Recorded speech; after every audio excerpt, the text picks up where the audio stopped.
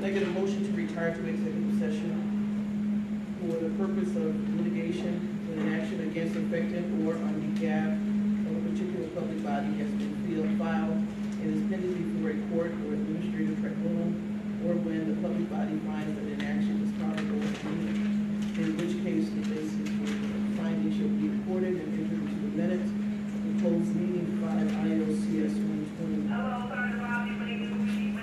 C11, the appointment, employment, compensation, discipline, performance, or dismissal of specific employees, specific individuals who serve as independent contractors in a park, recreational, or educational setting, or specific volunteers of the public body or legal counsel for the public body, including hearing testimony on a complaint lodged against an employee, a specific individual who serves as an independent contractor, a park, recreational, educational setting, or a volunteer of the park body of age, legal counsel for the public body to determine its validity. However, meeting to consider an increase in compensation to a specific employee of the public body that is subject to the local government wage increase. Transparency Act may not be closed and shall be open to the public and posted and held in accordance with this Act 5 ILCS 122C1. Collective negotiating matters between the public body and its employee or their representatives, or deliberation concerning salary schedules for one or more classes of employees. 5 ILCS 122C2. So moved. Second. Please call the roll. Motion. Please call the roll. Mr. Alexander. Ms. Grant. Ms. Kelly.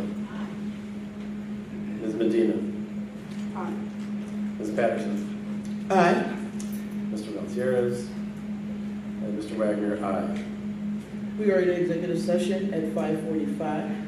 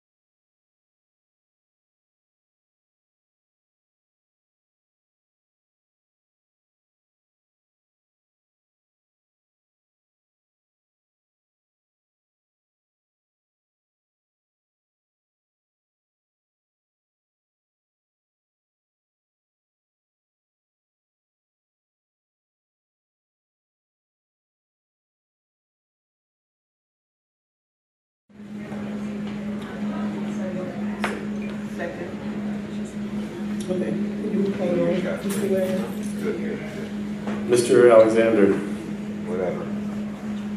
Here. Ms. Kelly. Present.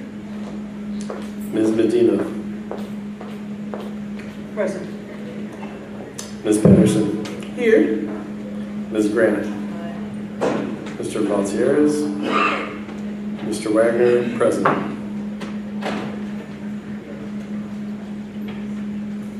We're back in session. Please stand for the Pledge of Allegiance.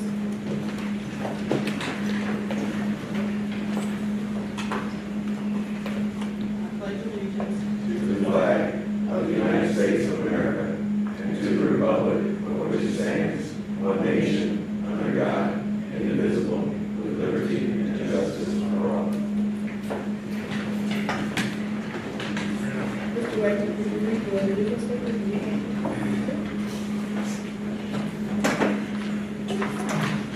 Through expectations of excellence and by providing equitable educational opportunities to empower each student, our graduates are prepared for college, careers, and to serve as contributing members of a dynamic global society.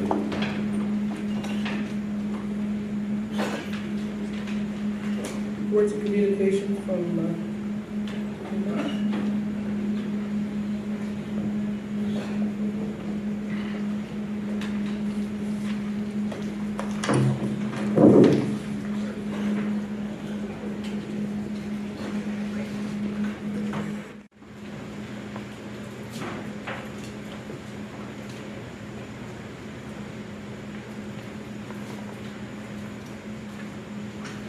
Good evening, board, Good evening. community, faculty, staff, and students. It's a new year. It's a new day. And yes, it's even a new way. And it's time for us to move forward, ladies and gentlemen. I've had the opportunity to speak with all unions, and we are committed to the children of this district. What has happened has happened. The strike is over, and we must move forward on behalf of our scholars. Enough is enough. Community, we are here for the students of Proviso. And we are working diligently every day to support our scholars. We are putting systems in place. This evening, you will see mind-boggling, mind-blowing things as to what we need to do to move this district forward. There are so many great things going on in this district. But because of the foolishness, because of a small number of parents, a couple of board members, you're holding students back. You are holding students back. Community, you see who's laughing, as if it's funny that they are contributing to the downfall of students.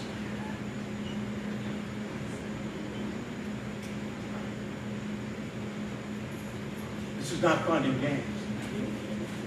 The lives of children. It's the lives of children that you're hurting. Back in November 15th to be exact, it was Board Recognition Day. As you know, the month of January is Board Recognition Month. But last year, we wanted to recognize a couple of our board members. As I've shared with you, you are appreciated in the volunteer work that you do. You work hard at this job, but no pay. Only for criticism. But I want to recognize at least my board president this evening, Miss Ardella Patterson, for your service. Well deserved. Will you please come forward?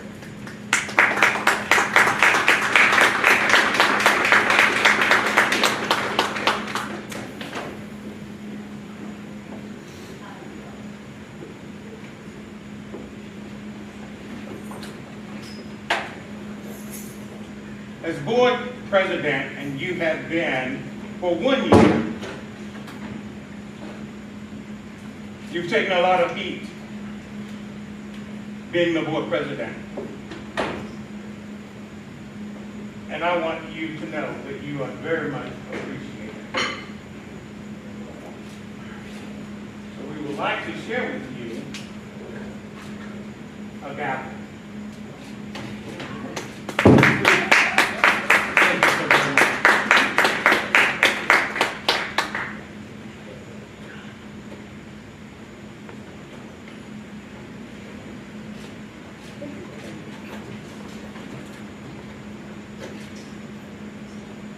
And lastly, he weathered the storms for 2 years. My former board president, Mr. Rodney Alexander, will you please come forward, sir? Yes, sir. Come forward.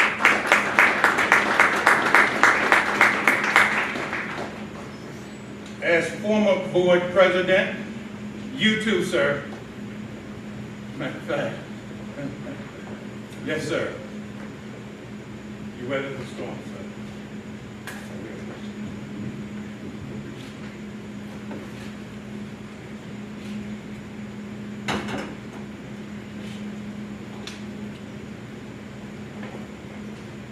You know, all of you do great work on behalf of our scholars every day, and rarely get an appreciation. You see, I went to school for this. I'm appreciated when I see my scholars do well. I'm happy, I'm grateful when my scholars do well. And board, I want you to know, this evening I feel like an old minister in a Baptist church, or where I'm from, the Church of God in Christ. And there was a hymn that said, I feel like going on. And despite everything that has occurred for the last 2.5 years, I want you to know, I want this community to know, I want the children of this community to know that I feel like going on, and I will be moving forward, doing what needs to be done on behalf of children in this district. So now we want to share the greatness that is going on in this district. As I stated earlier, you're going to see some mind-boggling things. Students who think they are seniors, even maybe juniors or sophomores. Sadly to say, parents, we have seniors who have been promoted as if they're seniors with 3 credit hours. Let me say that again. With 3 credit hours. And we are sitting here majoring in minor. You're failing children. You are failing children. Dr. Williams.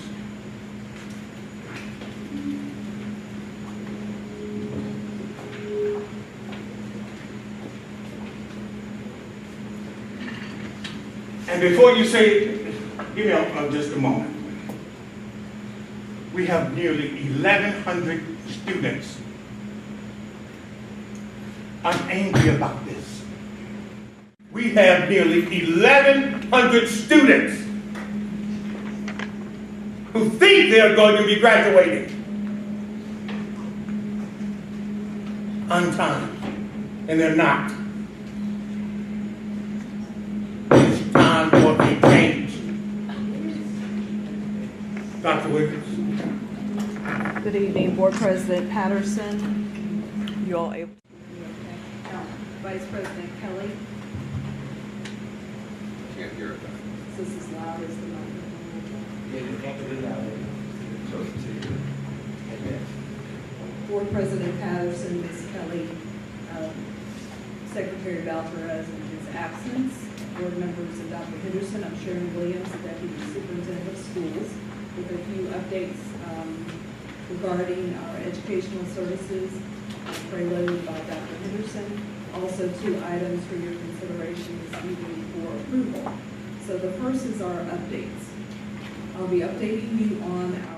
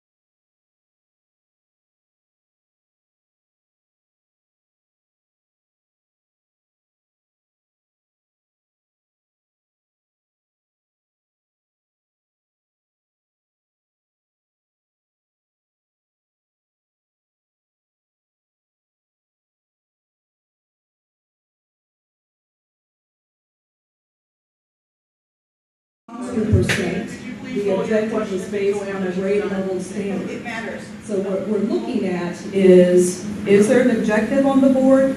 And then is that objective related to a grade appropriate standard?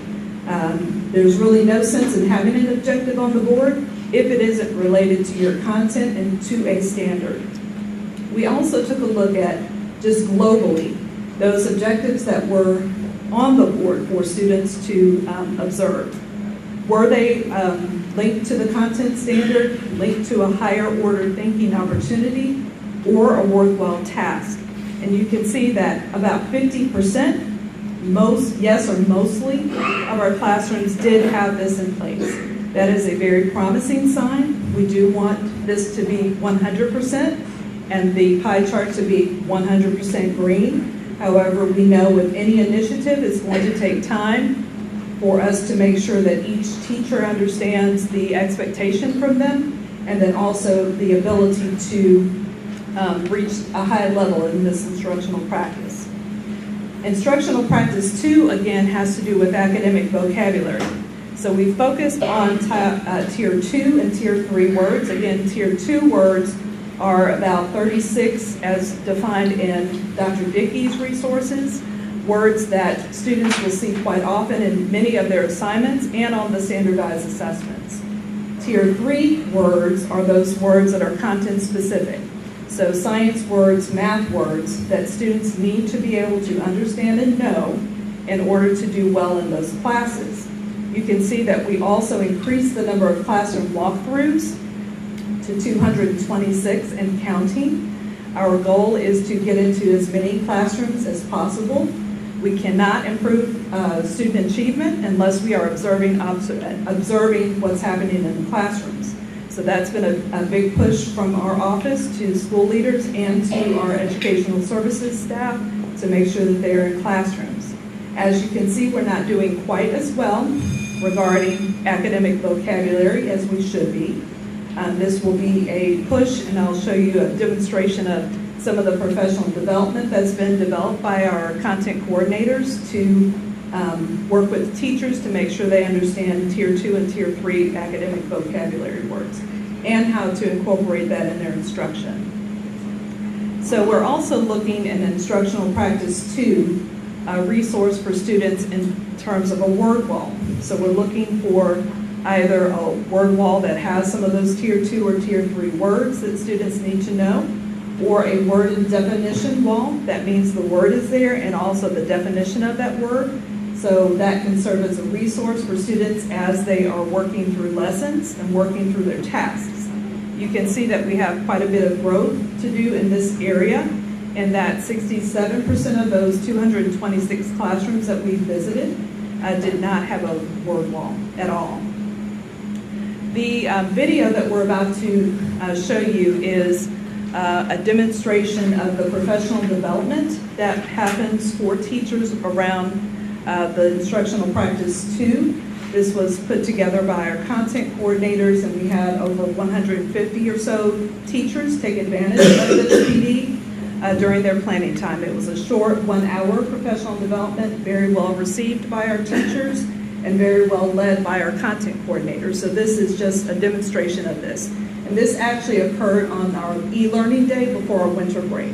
So teachers were still learning while we were in e-learning those 2 days. Well, good morning, everyone, and welcome to Educational Epiphany PD. We really appreciate you being here this morning. All teachers are receiving this PD, an Educational Epiphany, in all departments and all 3 campuses.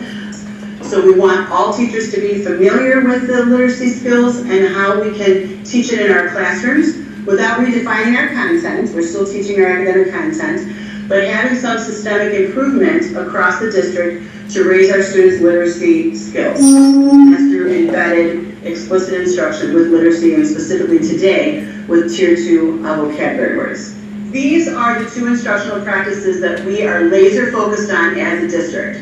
The first one, you've seen us in your classrooms, you've seen administrators doing learning walks on the instructional practice number 1, which is for all teachers to provide a specific literacy-based, standards-aligned learning target in the form of a performance-based learning objective. So we've called it a learning target or a PBO or a PBLO, learning objective. It's all the same thing. It's your SWABAT and your IoT. So students will be able to, what is it that you want them to learn that day? Not tasks and agenda items, but what are they actually learning? What do they need to know and be able to do by the end of class period? And in order to what? So it's sort of the what they're learning and then the why, the greater picture. And Tony, you have a great way, I think, of explaining the IoT. It's relevancy. This is what I'm learning, and this is why I'm learning it. And it has to be some form of application to their life, to the world, or to something in practice. But instructional practice, too, really talks about providing curriculum-driven opportunities to determine meanings in general of domain, content, specific words. All of this stemmed from not only the learning walks and taking a look at what was going on in classrooms across the campuses, but also the data. All of the research points to the most influential person in a school to impact student achievement is the teacher. You in your classroom have that control, you have that autonomy, you have that influence to really help the students. When it comes to teaching and learning, it's all about you in the classroom with the kids, and we know that that's really where you get the bang for your buck. That's the power of instruction, being a teacher, and probably what led you to the profession. You have tremendous influence on kids more than anyone else in the building. The teacher is the #1 influence. Here's one of them, which is reading for information. These are 3 SWABATs, or 3 learning targets, or 3 PBOs that he has deconstructed from that standard. All of us, could you imagine if everyone in this call, and everyone who's participated in the PD before now and after now, if everybody used the same definitions of these 36 and maybe more universal terms, and then contextualized it, fleshed it out, unpacked it for the students based on your content, how much greater their literacy skills would build. So the next part of instructional practice number 2 is embedding explicit vocabulary instruction with tier 3 words. And we look forward to seeing everybody through our learning walks when we get back. Thank you. So this short clip demonstrates the 60-minute professional development opportunity, the part 1, regarding instructional practice 2. Again, and the second part will be during this month and February, so that we can shore up our understanding of tier 3 words and their use in our classrooms. Wanted to also let you know that there's upcoming professional development for school and district leaders beginning next week, and that includes facilitated walkthroughs, analysis and feedback of those walkthroughs, and also model lessons. That concludes the update for Educational Epiphany. Okay. We'll next focus in on the I'd like One to Goal share partnership and a that snapshot. We're talking about education. She's talking. I have questions to She's that. talking, Ms. Medina. Yes, I have questions Ms. in regards to Medina, that we're not part. gonna do this tonight. Let her finish. I promise you I will give you the floor, but you just cut her off. Could I please ask questions in regard to what was just presented? You will So the be. One Goal partnership Are you is, moving on to the next? Yes, she just This said she is, was. Excuse me, she can speak very well. She just said she. there are 3 parts to the Educational Services update. And we Okay. have a data snapshot So and just action keep items. your notes, and I promise you'll be able to ask her. Whatever you gotta ask her, you'll have an opportunity to do that. I'm going to keep you to the word. So the Sharon. ISB partnership that we have with One Goal is a state goal in terms of partnering with One Goal across the state. We're one of 24 districts who are in partnership with ISB through a grant with One Goal through a grant by ISB. This partnership really focuses on post-secondary success for our scholars. And you'll see the parts of how we're being developed in terms of classroom environment and also coaching at the district level. So One Goal really focuses in on 3 chunks for our students. Basically, we want students to chart their own courses. We believe that they have agency and they should be in control of what happens to them and their families after they leave high school. We also believe that one-on-one advising is important for students. So this happens in numerous ways, including their classroom experience and with their school counselors. We also want them to focus on financial freedom. So they have a lot of emphasis on planning for post-secondary opportunities and how they're going to pay for them. By the end of the junior year, our scholars who are currently in our One Goal classrooms will have met these goals. And these will set them up for success as seniors as they're moving on and making those decisions for their post-secondary lives. This is kind of the overview of a school year, and I'll just show you the junior year now. We're in year 1. Next year, those juniors will move up to the second year of One Goal, but this is just at a glance what they're learning in their One Goal course. By the end of the senior year, they will have completed the FAFSA, completed scholarship applications, published a LinkedIn profile, meeting with their champion, really defining their life after high school. In addition to the classroom model, we have monthly coaching with our One Goal coach. This is a very valued time for the district leaders who are working with One Goal. We set goals at the beginning of the partnership, and this was based on information gathered through surveys of school counselors, school leaders, district leaders. So we're focusing on 3 primary areas. We work on all of these areas, but 3 of these areas we've set goals in. The first is the shared post-secondary vision, plan, and framework. The second is post-secondary data systems and structures. And the third goal area is adult capacity building. These goals were set again by the survey data and by our coach working with us to determine what we could take on as a team, as a school team, and a district team to make sure that we're moving our students in the right direction. So for the first area snapshot, the post-secondary vision, plan, and framework, we set year 1 and year 2 goals. Year 1 was truncated. We start kind of in the middle of the year last year, and we're in the middle of year 2. So with year 1, we did establish that post-secondary leadership team. That's a district team that meets monthly with our coach. We also looked at previous frameworks that we had in the district to make sure that we could strengthen those or rewrite them as we thought they were necessary. This year, we're continuing to build on that district PLT, working again every month with our coach. And also, we have an opportunity to work with the other school districts that are a part of the grant to learn from them as well. We're also working on our 3-year district plan, and then also working with our school counselors to receive ASCA ramp training and get them ready for certification for ASCA.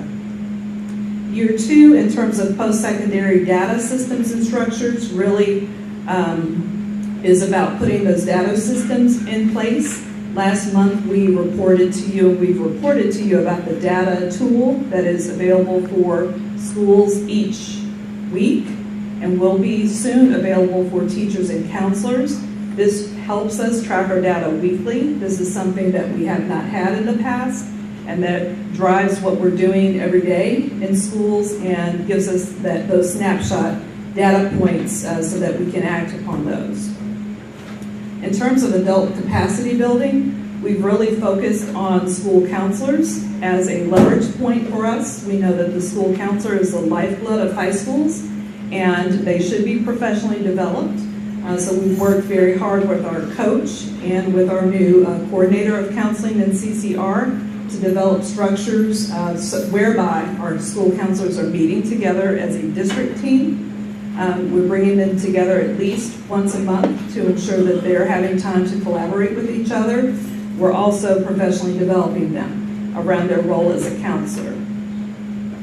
Year 2 also, we rolled out the classroom model and at all 3 schools, and we have a total of about 114 students that are currently in a One Goal classroom in each of our 3 schools. We have 2 sections of juniors at each of our schools. So very quickly, there are some measurable goals that our coach and the district team look at each month that we're together. And they have to do with college enrollment, equity and persistence. So we're looking at our student group of English learners in particular around the equity piece. We're also taking a look at our freshman on track measurement and also FAFSA completion. So you can see our year 1 goals there. Again, we started later in the school year. So this year we're really tracking our year 2 measurable goals and enrollment in a 2 or 4 year institution, equity and persistence for EL learners, freshmen on track, and FAFSA completion. The next slide shows you where we are. So last year we ended the year for freshmen on track at 63% of our freshmen being on track. What you'll notice this year is that we have increased that percentage quite a bit, up by at least 20%. Our East Campus has almost doubled their freshman on track percentage, and that is looking at grades for our 9th grade students in their core courses.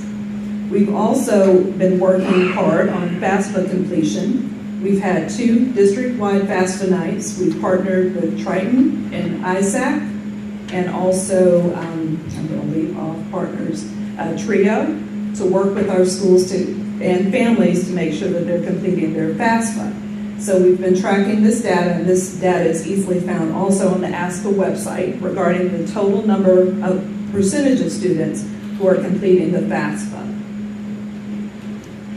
So our next actions regarding our One Goal partnership, ISB is offering a continuation grant to continue to support us monetarily to continue the One Goal partnership, and we will be applying for that grant when it comes available. We're also going to, all of those 114 students who are currently in their junior year will loop with their teachers to the 2nd year of One Goal so that they can complete their 2nd year with One Goal. Students also receive support in their post-secondary journey after they leave Proviso, which is one strong component of this program. So I'm looking forward to seeing where those seniors go next year and what they do beyond high school. We'll be adding additional sections for juniors at each school to increase the number of sections and number of students who are able to partake in One Goal. And then we'll also be very honored to participate in a One Goal case study. We will singled out amongst some of the participating districts because of our strong implementation plan. So we'll begin working with the One Goal staff very soon on that case study to highlight the success we've had in the district with One Goal partnership. So now I'd like to talk to you a little bit about data integrity, and this has everything to do with post-secondary success. It's very important for us, and there's a board policy that guides us regarding how students are classified in school. So as you can see, in order for us to provide appropriate supports, resources, and assessments to all students, they must be coded at the appropriate grade level based on their credits earned. This is part of the Board of Education policy. You can see at the bullets at the bottom how students are classified. So students must have a certain number of credits in order to matriculate through the grades all the way through graduation. What we have found is we have some gaps in our data, and that's why I titled this Data Integrity. We are working hard to make sure that what we report to the state, what we report to you, what we report to our families is accurate. And right now we have some inaccuracies in our data, and we have to make changes to make sure students know where they are, families know where they are, so that we can then make sure that they do graduate on time. So the grade level correction method, and this is a partnership between our district leaders and school leaders, our registrars, front office people, anyone who, counselors as well, who looks at and helps us track student progress and data. So the district office provided student rosters, the current grade levels, and corrected grade level to the buildings in December. What we asked the registrars, front office staff, counselors, principals, school leaders to do is to verify those grade levels for all of our students. And this is done by a transcript audit, looking at any credit recovery that students have done to make sure that they are in the correct grade.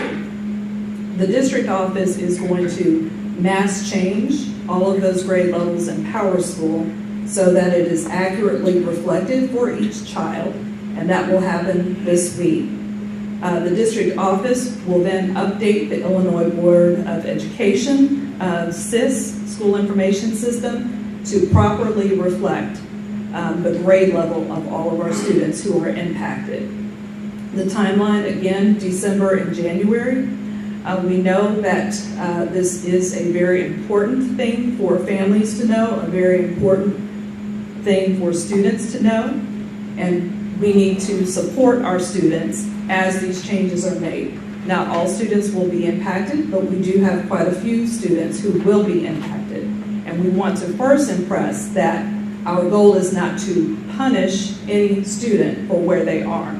We want to be sure that they have the information they need, families have the information they need, teachers, school leaders have the information they need in order to assist these students to persist and graduate on time. So this is the grade level correction impact. What you're looking at here is the number of students in each cohort for each of our 3 schools. For each school, we have listed the current number of 9th, 10th, 11th, and 12th graders, and then the number under that, the corrected line, means that that is the correct number after we make the grade level updates, how many students will be in the 8th, 9th, 10th, 11th, and 12th grade at each of our schools. You'll notice the total number impacted students at the far right of the table, and those are the numbers of students at each of our schools who will be impacted in some way by a grade level correction.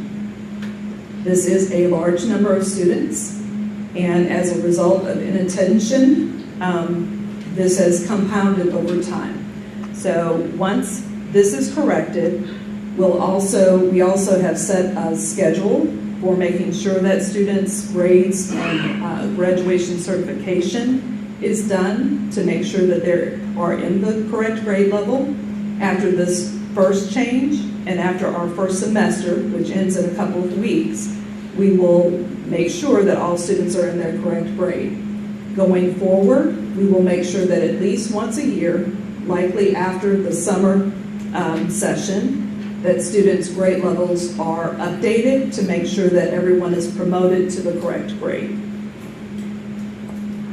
So again, we do want to make sure that families and scholars are aware of these changes. We will have 2 family grade level meetings this week and next Tuesday. So the 12th and the 17th, to give parents 2 opportunities to go to school. That doesn't limit you to those dates and times, because we know that it may be that you cannot make Thursday or Tuesday. Please reach out to your school's GLPs, school counselors, to make sure you fully understand any changes that could be made. Dr. Williams, go back one slide. I just want to bring to your attention, I know you see that, but for those of you who are far in the back, I really want to make this crystal clear. At PMSA, we only have 12 students who are lagging behind. At East, we have 453 students. At West, we have nearly 600 students who think they are in one grade and is in another. What we've done in this district board, if a student failed algebra, we scheduled them for algebra 2. What sense does that make?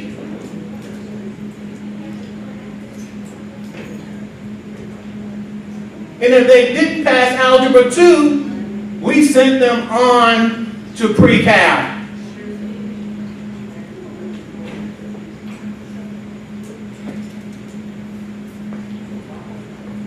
Illinois, we have a problem.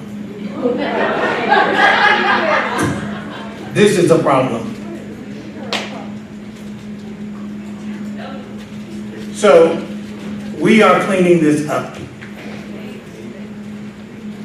And we're cleaning it up expeditiously. We will be sending out nearly 1,100 letters tomorrow to parents to address these concerns. Continue, Dr. Williams, and then we have 2 questions as soon as you're done. Thank you. So the time spent with parents and scholars at these 2 family meetings will include making sure that parents have access to their students' transcript. We think that's vitally important, and that they understand how to access information about their students' classes through Schoology, our learning management system, and also through Power School Parent Portal. We also want to make families aware of the support we have for scholars. So that includes some in-school support, and then also credit recovery that happens after school or after school tutoring. So that there is definitely hope for students, and we're not going to allow them to be credit deficient. Our goal is to make sure that everyone graduates on time. Shall I pause between for this data snapshot and take questions, or keep going to the data slot? I'm sorry. That's fine. We have 2 questions. Okay.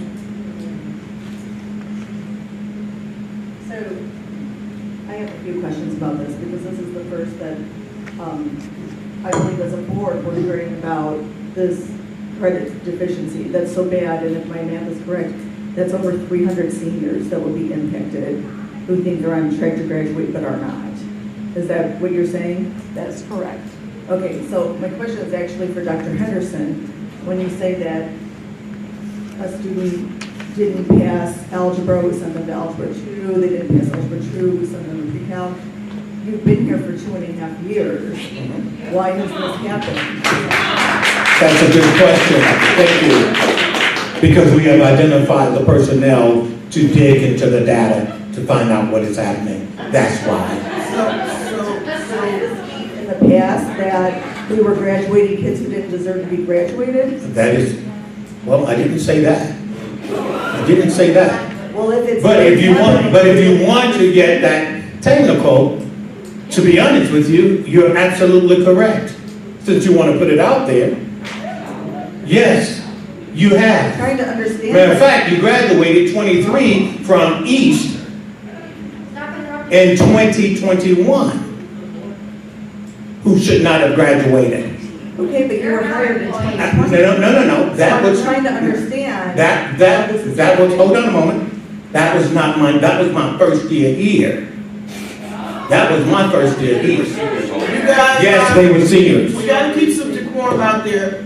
It's They okay were for seniors. you to clap or whatever, but please, all of that, Okay. we're trying to get, this is serious.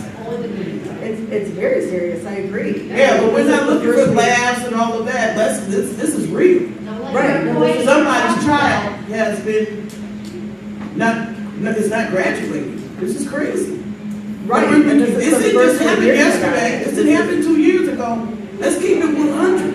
Well, but if we're talking about just now, we're diving into the data. I mean, we've seen data dive after data dive every single month. And I never heard you say anything, Amanda. Because no I'm one sorry. ever You know said, what, hey, I am so 300 sorry. kids are This not is misplaced graduating. anger on No one my said, part. did I'm you sorry. hear this I'm before? sorry. Go ahead. Okay, because if you heard this before, I have not. This is No, very- I haven't heard it. I guess I'm just upset. Okay. Go ahead, because it's not pointing the fingers at this point.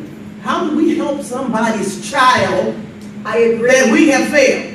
I agree, but at You're the very looking to say, beginning- oh, you was here 2 years ago, this When- thing just happened at 2 the years very ago, huh? beginning, Dr. Now there's Henderson 600 stood here kids. and said there's a small group of parents and 2 board members who are failing our children. Okay. I am asking, now we're saying that we have, how many kids, 1,100, did you say?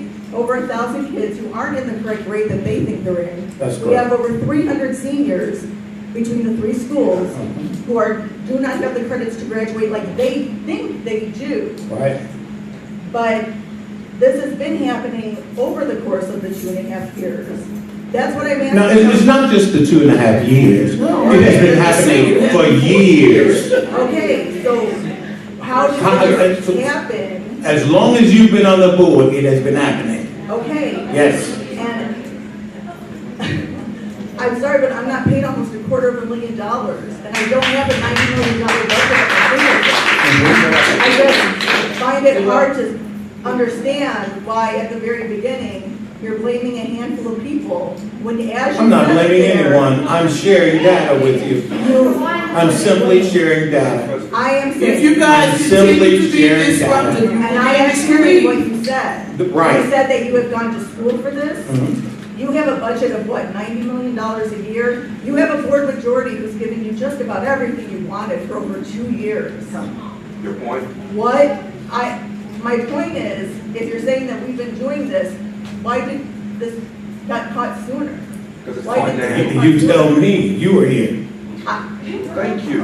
Am I, You were here, man. see, so You were then here. you are pointing fingers, and you are. Not at all. You Not are at all. Amanda Grant to say that I failed all these kids. You are, I'm Okay, asking you. is there any How did other this questions? happen? Yes.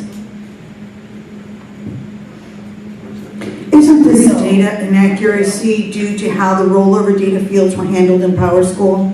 Because my understanding is that there were definite issues with Power School that were reported to the district, specifically to Dr. Henderson. And those rollover data fields could impact what it looks like on Power School for current students. We should have had, we were asked to please provide Power School training because there were people that came before the board and talked about these issues, about how we were reporting data and how it is that we were recording it.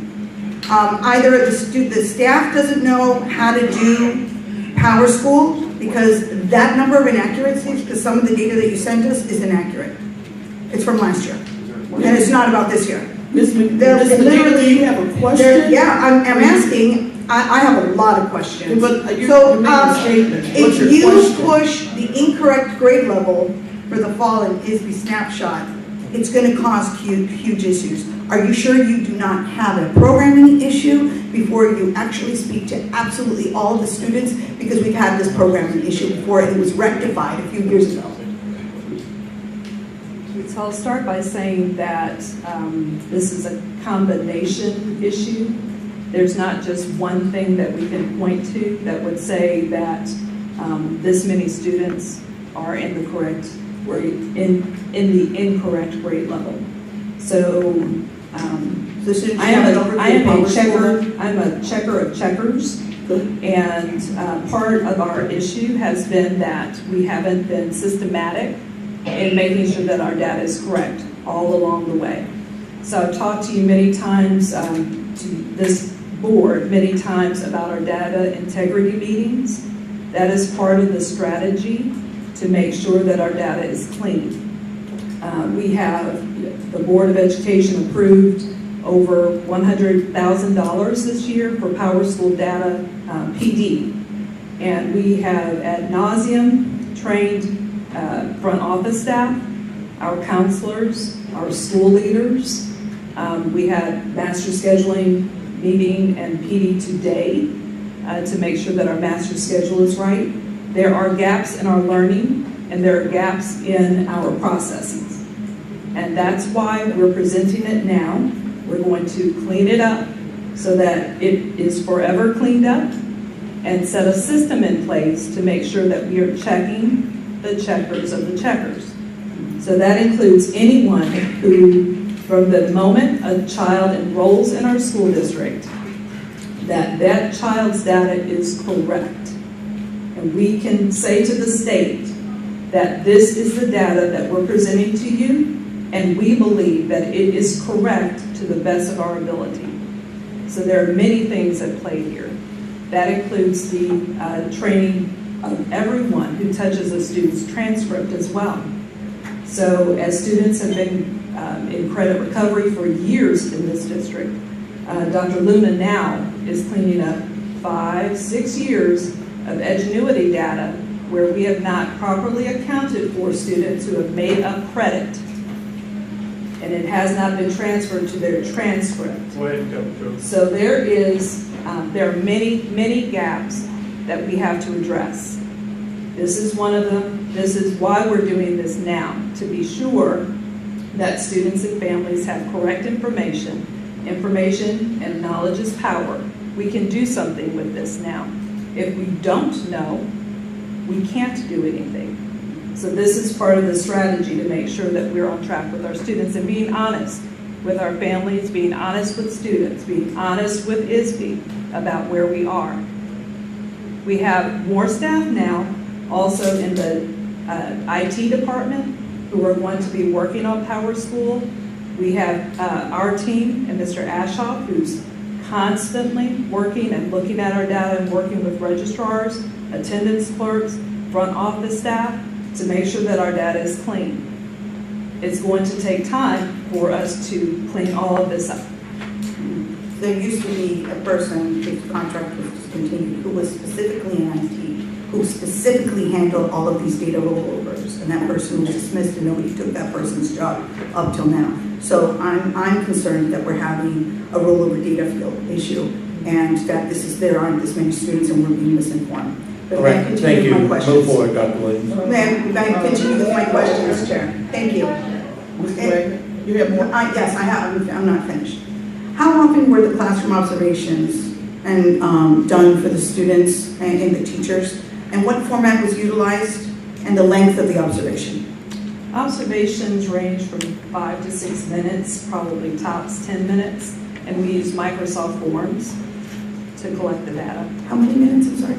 About 5, 6, 10 at the most. This is a quick data, it's a snapshot walkthrough. It's probably 5, 6 questions. Okay. So quick data, 5, 6 seconds. Okay. Yes. Okay. What measurement was utilized to see if Dr. Dickey's epiphany material was effective? And were the teachers polled to see if it was an effective tool for instruction? So that is a longitudinal study that we have to do.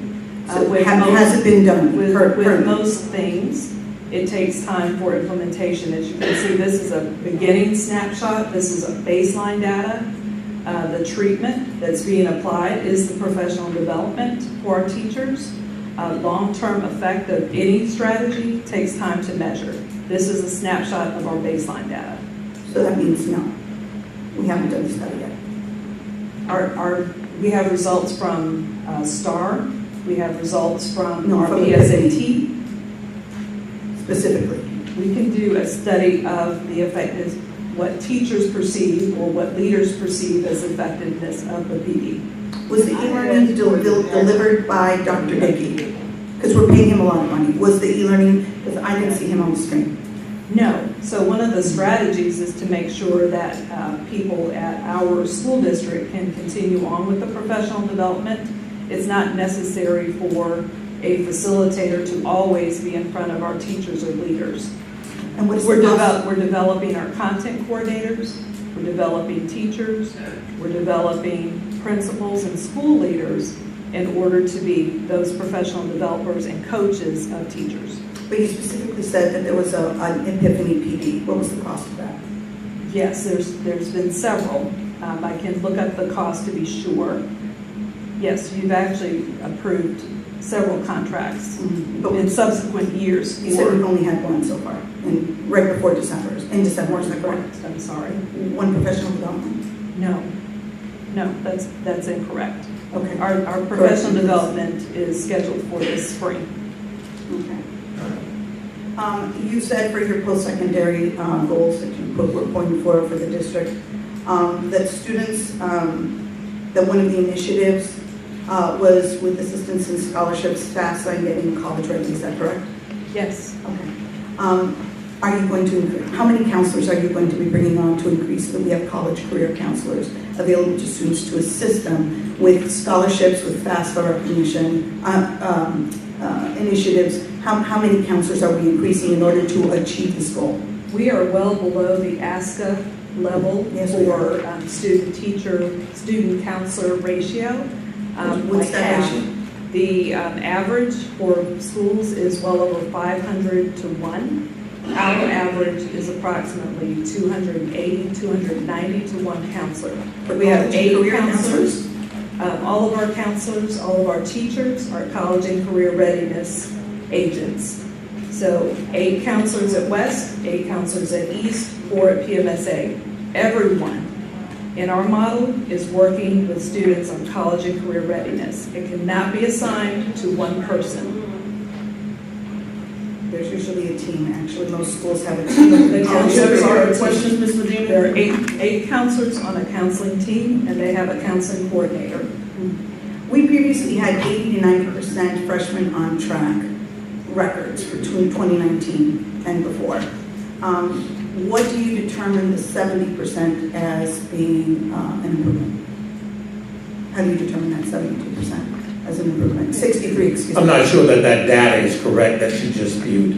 We'll check that. It's from and 2019. get back with you. It's from his. We have another question from Mr. Wagner. I have one more.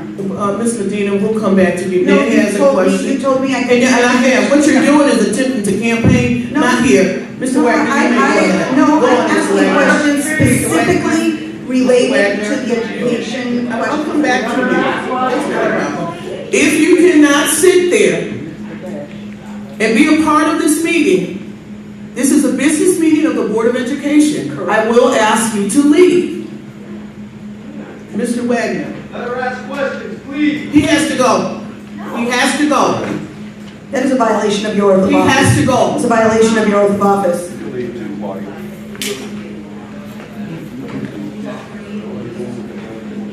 Board of Education, one member oath of office, I do solemnly swear that I shall respect taxpayer interests by serving as faithful protector of the school district's assets. I shall encourage and respect the free expression On our time. This is a business meeting of the Board of Education. Campaign on your time. He has to go. the privacy of students and employees. You can go right ahead, Mr. Wagner. All right, so, Violation of your oath of You need to office. talk to your people before they come in, Ms. Medina. I Go would ahead. like so Dr. Williams, so going back to the grade level correction, and especially for the seniors, because they only have about a semester left, do we have a plan to support them so that they'll be able to graduate? Yes, so depends on how far away they are from graduation. So there's credit recovery going on right now. There is the partnership we have with West 40 for the DREAM program. We also have an opportunity for evening school for students who may be a little farther away and need another option for school. And we will have a full summer flight program where students will be automatically enrolled if they are credit deficient. Required.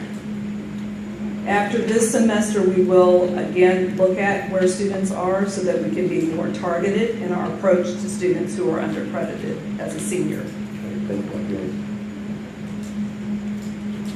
Chair. You had a question, Ms. Chapman? No, I was just going to say, last meeting I requested an update on Dr. Dickey, so I'm sure that will be coming.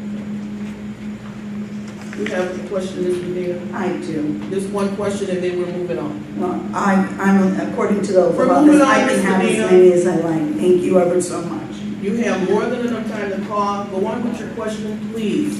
Thank you. We're not going to so stay to much. midnight because you want to sit here and do what you want to do. No, ma'am. When are students going to be provided services for post-secondary readiness? Since you said that that was not being provided currently. No, I did not say You it said wasn't. you started late. It's not what she said. No, we started the partnership with One Goal after we received funding, which was around the same time I arrived in the district, around February. So post-secondary work is the work of a school counselors, particularly in high school. So that work has always been going on. How many career counselors do we currently have? Did you just answer that, Dr. Williams? No, she didn't. Did you ask her how many counselors we have in the district? How many And you said career eight. counselors do we currently have Okay, we're moving on. that are counselors, not? Move forward, Dr. Williams. Thank you. The next part of our Can't be presentation this we're not evening meeting the criteria. is a data snapshot. So each month we've been providing just information about enrollment. So this is the current enrollment of the school district. Again, we're working each week with our data integrity team, which includes school leaders, registrars, to make sure that we are properly accounting for the number of students who are enrolled in our school system. Our second data set is laser focused on math. And most of this information you've seen before. We're representing it because we are asking you for approval this evening for a supplemental online program for math. Just as we very much want our students to be literate citizens and ready for their post-secondary lives, we need them to have high numeracy skills. And what you'll see from our data is that our students are struggling in math. So the first several slides are just the grade distributions across the district per school. And you can see that a large percentage of our students are not doing well in mathematics. The grade distributions are very similar at East and West. PMSA, because of the very nature of the selective enrollment school, is doing quite a bit better in terms of their math grade distribution. So what we noticed from this analysis of how our students are doing in terms of their grades is that there are a total percentage of D's and F's in integrated math 1 of about 8% of our students are not meeting success yet in integrated math, about 11% in math 2, and IM 3 about 10%. So, of course, Math 2 and 3 are the lowest performing classes in all 3 campuses. As mentioned before, and what we know about math is that those skills build upon themselves. So if students come to school with gaps, those gaps are exacerbated over time if they are not remediated and helped and intervened with to make sure that their math skills are on track. The next data set, you have seen this before as well, are the East math growth goals for each school. And what you'll notice is that our students are very flat in their performance over time in terms of where they are with their math growth. The yellow line is the 65th percentile target that students need to reach in order to show that they're on track or at benchmark in math, according to the STAR test. So the results are very same. Again, PMSA, because of the very nature of the school as a selective enrollment school, is doing quite well in terms of students meeting their benchmarks. How many So is the in terms ingenuity of data taken the into account STAR as well? assessment, we also can get grade level equivalencies from the STAR data. And this is a very stark graph.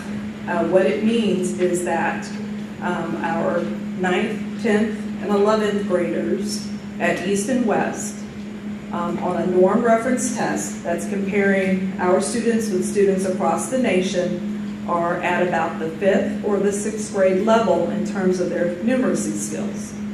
Our students at PMSA are excelling in terms of staying on track with the grade level and being as a comparison to their peers across the United States. The next graph has a lot of information, but what you'll notice from this is that the peaks in terms of where our students are around 3rd to the 6th grade level. Our students at PMSA, which are the gray bar, of course, are skewing to the right because they came into our school district at a very strong level. So, at a snapshot, if you think about the progression of math skills, again, it's cumulative. So if you have missed something in the 3rd, 5th grade that's important for your math development, it is difficult for you to access grade level material. So from the 3rd to the 6th grade, these are some of the skills pulled out from our reports and from the standards that students need to be able to master and be very firm with in order to be successful in high school math. I know that I could point to some of these skills that I might have a little more difficulty than others with as a fully grown adult who has multiple degrees. So it's important for us to think about what skills our students are missing so that we can get them up to the level that they can access grade level material.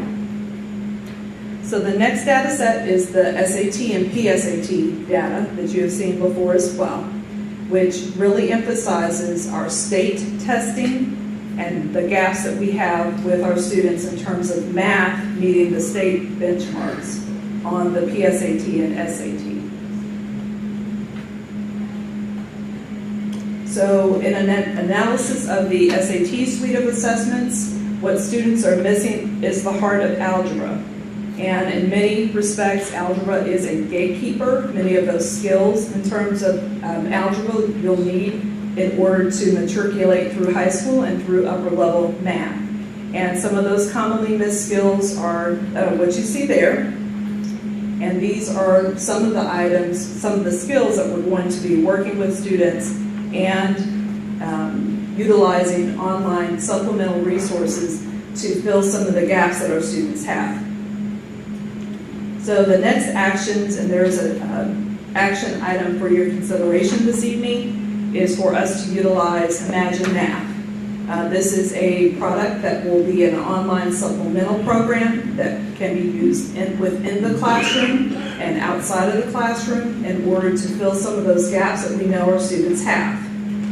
There is in a little while in the action item, you'll see some of the components of Imagine Math, but this is important for us. We cannot accelerate students through their high school math without some type of supplemental resource. We are going to begin to schedule students in the appropriate classes. Dr. Henderson alluded to our prior practice of not scheduling students or scheduling students for the next math when they should repeat the math that they have not been successful in yet before they move on. And that is a very important thing in our master scheduling planning right now, to make sure that our counselors and school leaders are properly scheduling students so that they can be successful before they move on. We're going to work very hard to make sure that our teachers have access to their curricular resources and are teaching on a daily basis the district-approved curriculum. And we're going to make sure that there is differentiation in the classroom, even in a high school classroom, to make sure those students who are ready to move on can move on, and those students who need additional help can get the help they need in the classroom. This will be in addition to other resources and the supplemental resource that we're proposing. So there are two action items, the first of which is the Imagine Math. This is an investment of $56,200. The funding source is ESSER 3. ESSER 3 from the federal government. It is required that we utilize those funds for remediation, for catching up students. The primary goal of ESSER has been to fill some of the gaps that the COVID pandemic has caused in our schools. So we are required to spend money in the area of acceleration and remediation of students.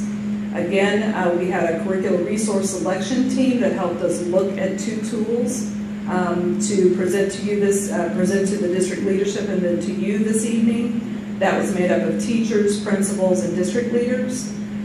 This online resource aligns with our goal 2 of our strategic plan. There are multi-levels of support within the program, including online math instructor that a student can access during certain hours of the day, and also two-way virtual whiteboard environment. And this is in addition to the other resource that you approved at our last board meeting, which is the on-demand tutoring, which is different. So that requires a student or a teacher to prompt a student or a family member to prompt a student to call a tutor and get tutoring on any subject, anywhere, 24 hours a day, 7 days a week.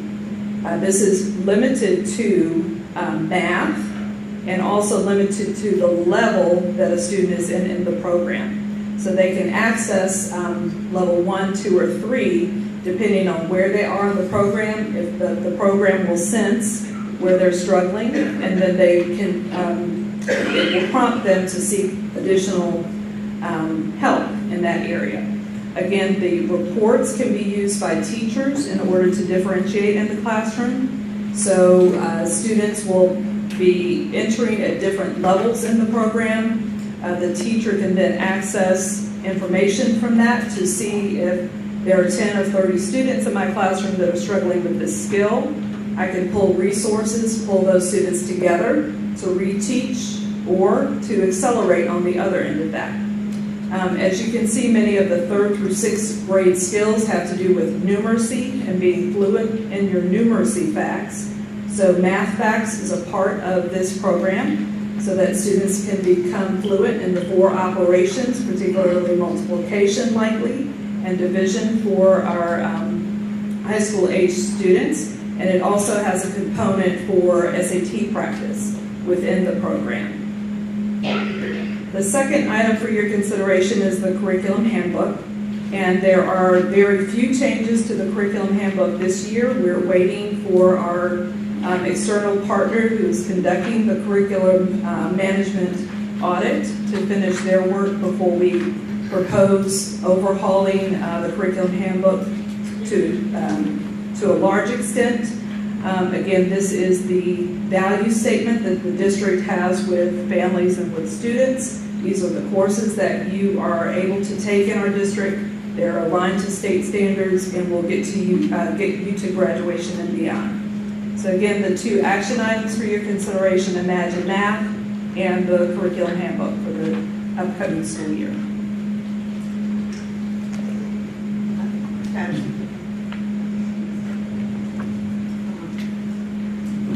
We have SAT, Dickey, College Board, STAR, Renaissance Learning, Edgenuity, etc.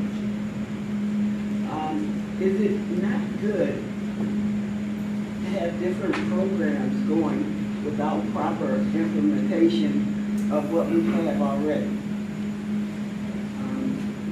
In other words, would you say that these current programs are being implemented correctly? So part of,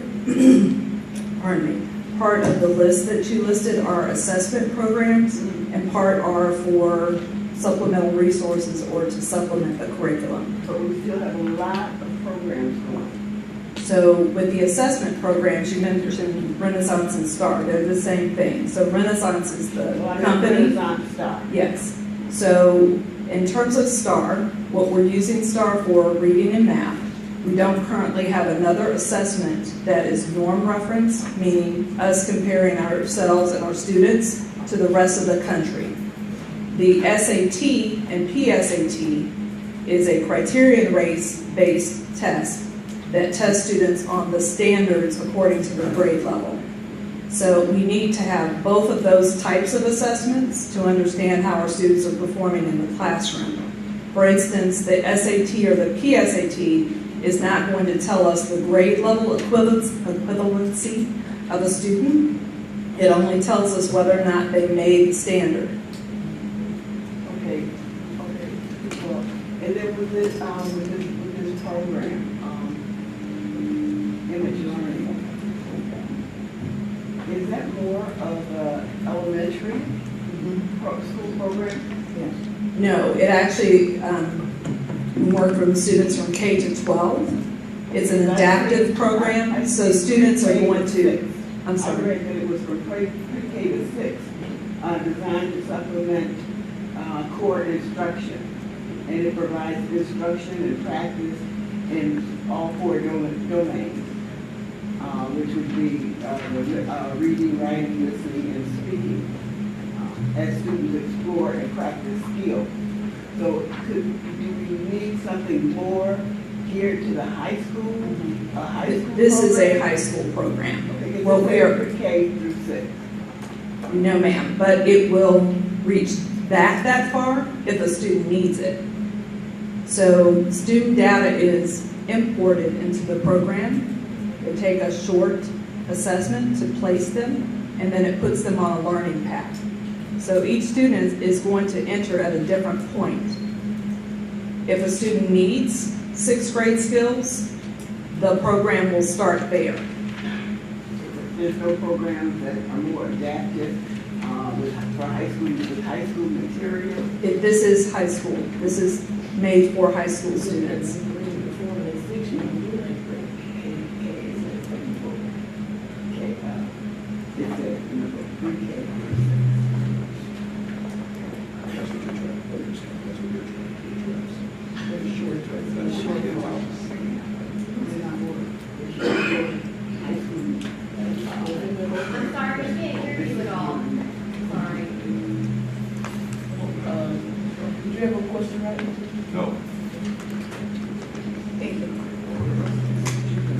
these programs take into account IEPs or second languages?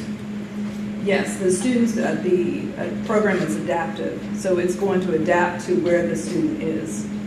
No, but it doesn't take into account to the IEP. IEP modifications and Yes, accommodations are yes. primarily teacher-led. Right, so this program is not. Adaptive programs are going to meet a student where they are. So it depends on the current functioning of that student as to where the program is then going to place them on a learning path that is just for them. So it is in many ways like an IEP, because it is looking at that student's current performance and placing them on a learning path that is for them. Are we recognizing the impact of the 50% policy that's analyzing and in the analysis and reconsideration a lot of the data that you presented? Because the teachers have come forward on several occasions telling us that it impacts the rigor, and the attendance policy does too, as far as the data is concerned, and this data that you presented to us take into account the fumble or the difficulties that we had during the presentation of the SAT to several students. Because several of the students were not even able to take the SAT because they were not presented the opportunity to do so. Does the data take into account all What's those your things? question?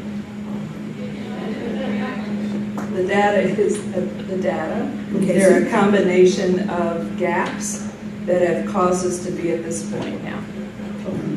The other question is, in regards to math, it was previously presented to us on the board that when we went to the implementation of integrated math programs, that the rigor in which many of the students were put into, and that's why we had adapted the integrated math program, that several of the students came in at a very regular or lower level, but due to the fact that we were implementing integrated math, we saw large gains in math. Are we continuing to use integrated math?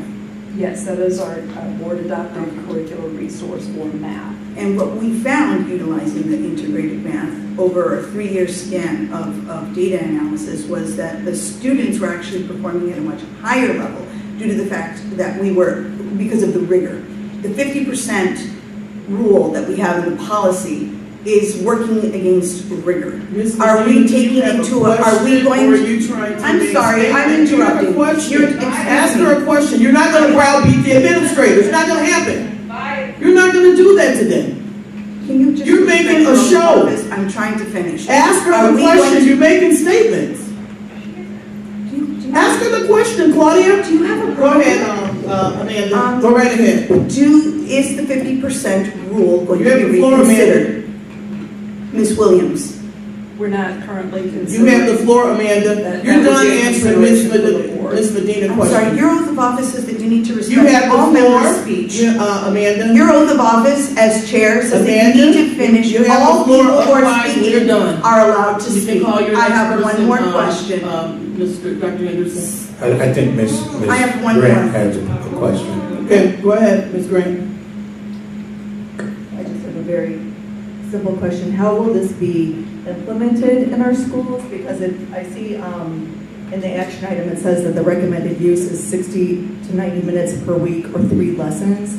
How will we be, like, are our teachers going to assign lessons? How do we know that the students have gone in there and completed the work? How soon are the teachers getting the results of that work back? And just how will this be integrated into our current lesson plans?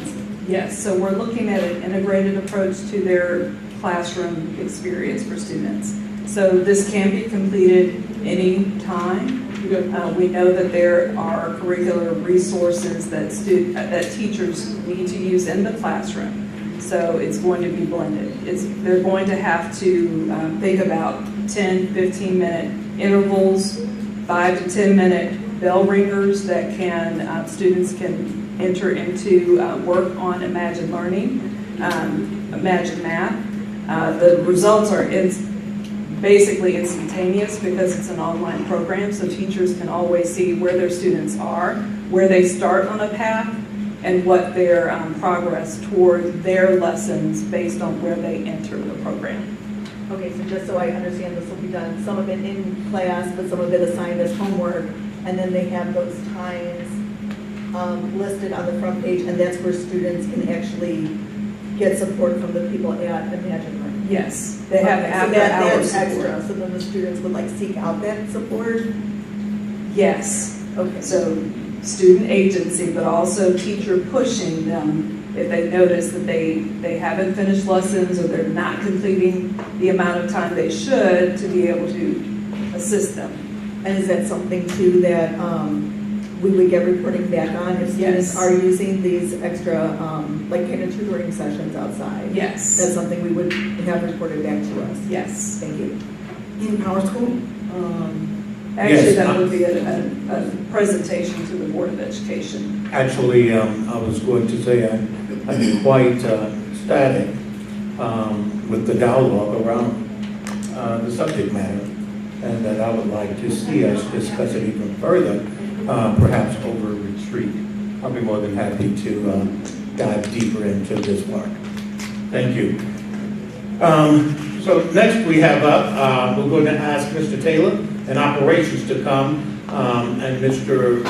Lewis after Mr. Taylor. So let's move forward with Mr. Taylor at this time. I'm sorry, Chair, excuse me.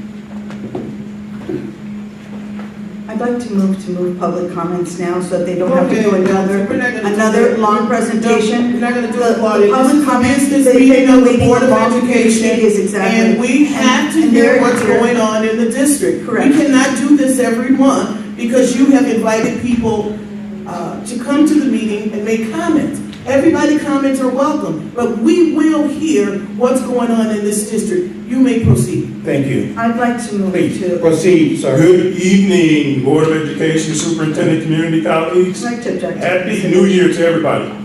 Tonight we have a few presentations for you. The first one is the action item for your consideration from Perkins and Will.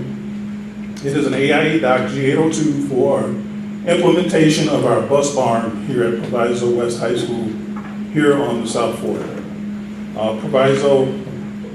Perkins and Will also speak to and show 2023-2024 snapshots of the construction and also provide a transportation center update. Gil Bain is here to speak to the Proviso East and the Proviso West construction RTAs and the facility master plan HVAC renovations for 2023 and 2024.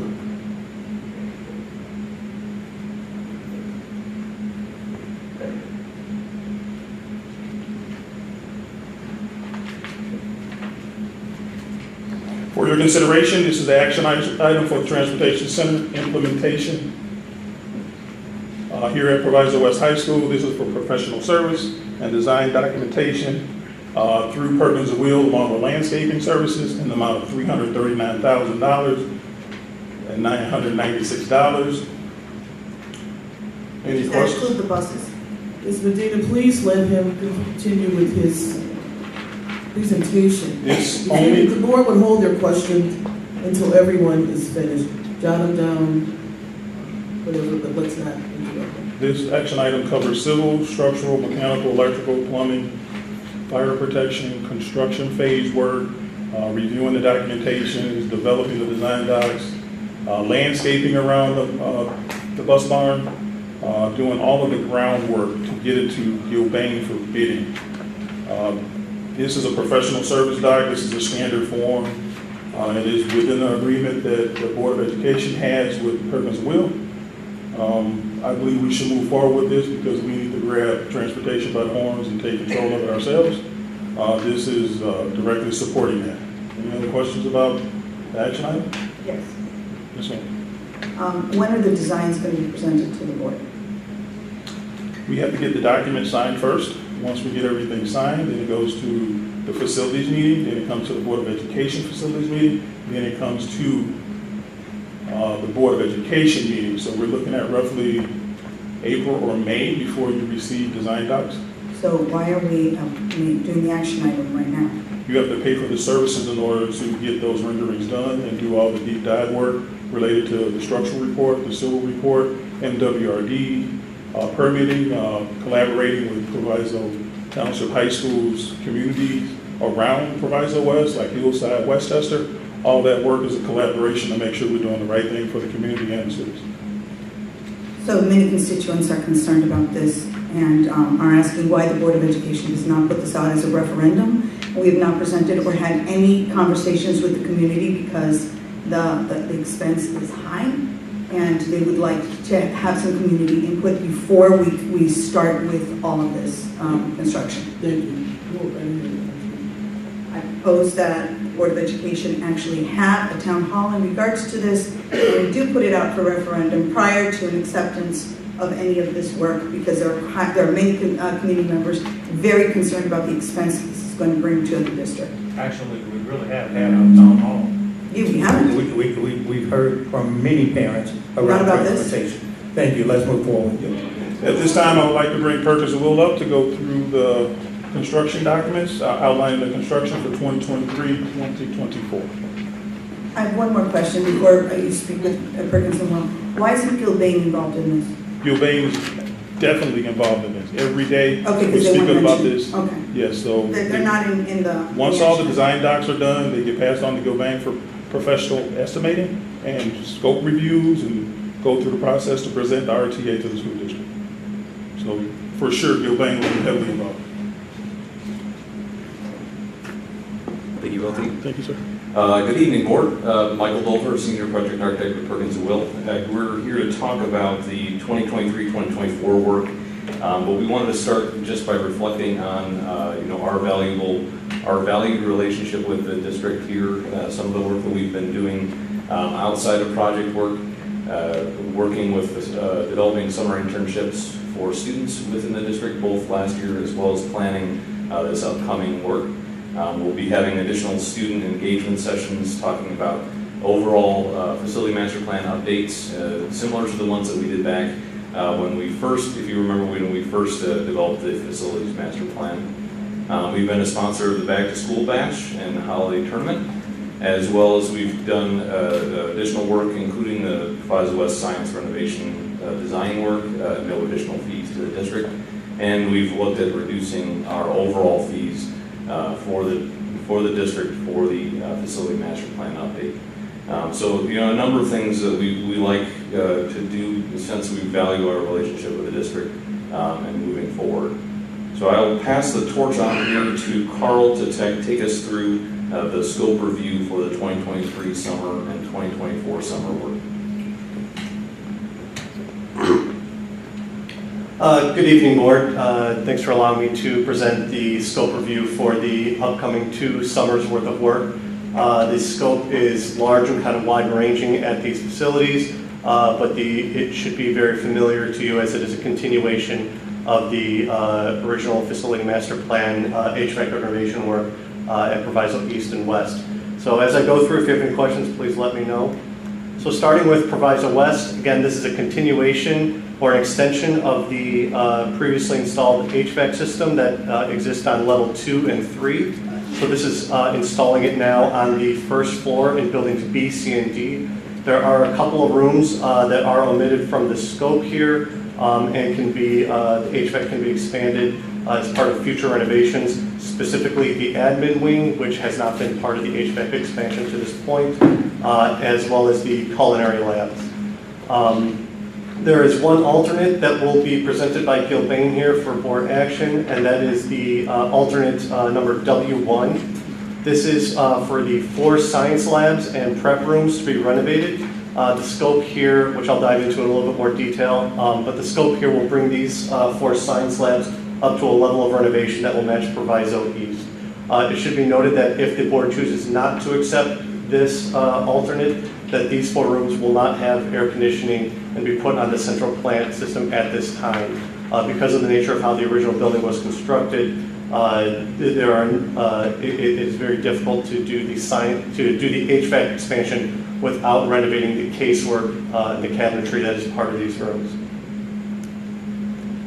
So diving into a little bit more detail on the west scope, again, should be very familiar, and you can see a photo here of a previously renovated room. It will receive new vertically unit ventilators to provide heating and air conditioning and fresh air to these units, to these rooms, as well as new window roller shades for the entire floor, buildings B, C, and D. Discussing the Proviso West Science Labs. Again, the scope here parallels what was performed at Proviso East this previous summer. We did have listening sessions with teachers to get their input on Proviso West specific scope items that may need to be incorporated. But generally, this will be new floor and wall finishes. They'll be connected to the new HVAC central plant, new lighting, new plumbing, new science casework, student tables, teacher stations, and fixtures.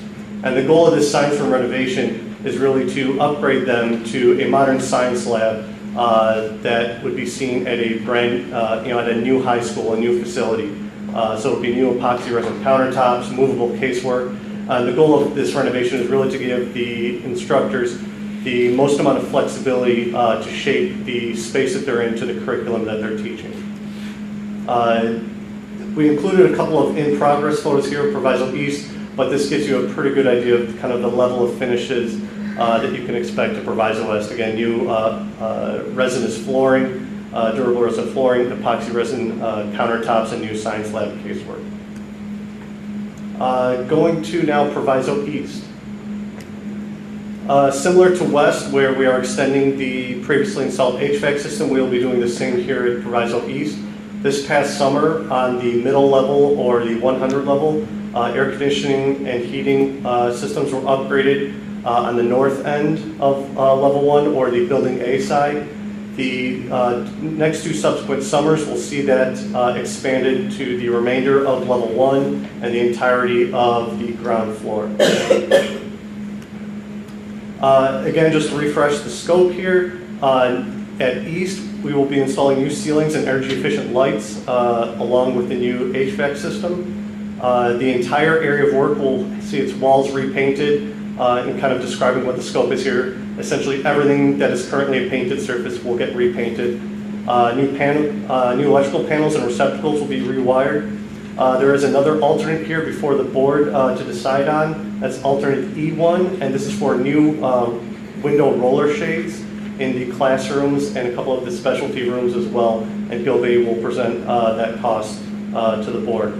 Kind of the big key point here, number 7, upon completion of this project in 2024, buildings A and B will no longer use steam or pneumatic controls. And I know, speaking to the maintenance staff, that this has long been a stated goal of the district.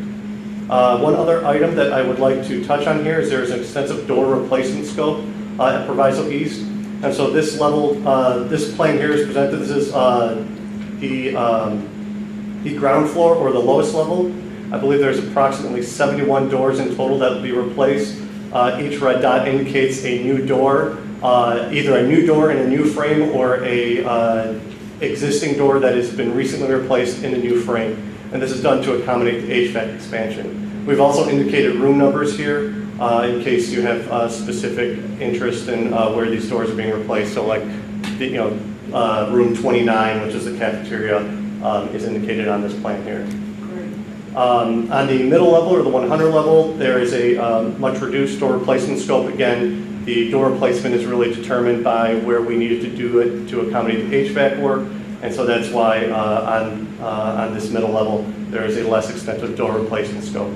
As you can see in the red box here, there was an extensive door replacement completed this past summer as part of the Building A HVAC expansion. One other thing that we're going to touch on real quick is some of the specialty rooms that will be incorporated into this next 2 summers worth of scope. So starting at the spaces on the lowest level, the social justice room, we'll see the non-original 12-inch by 12-inch tile removed and replaced with something that is more in keeping with the original intent for this room. We will also be providing new energy efficient LED lights. And because this space has some of the original ornamental woodwork and wood enclosures for the HVAC, we're actually going to be reusing those to maintain the historical character of this room.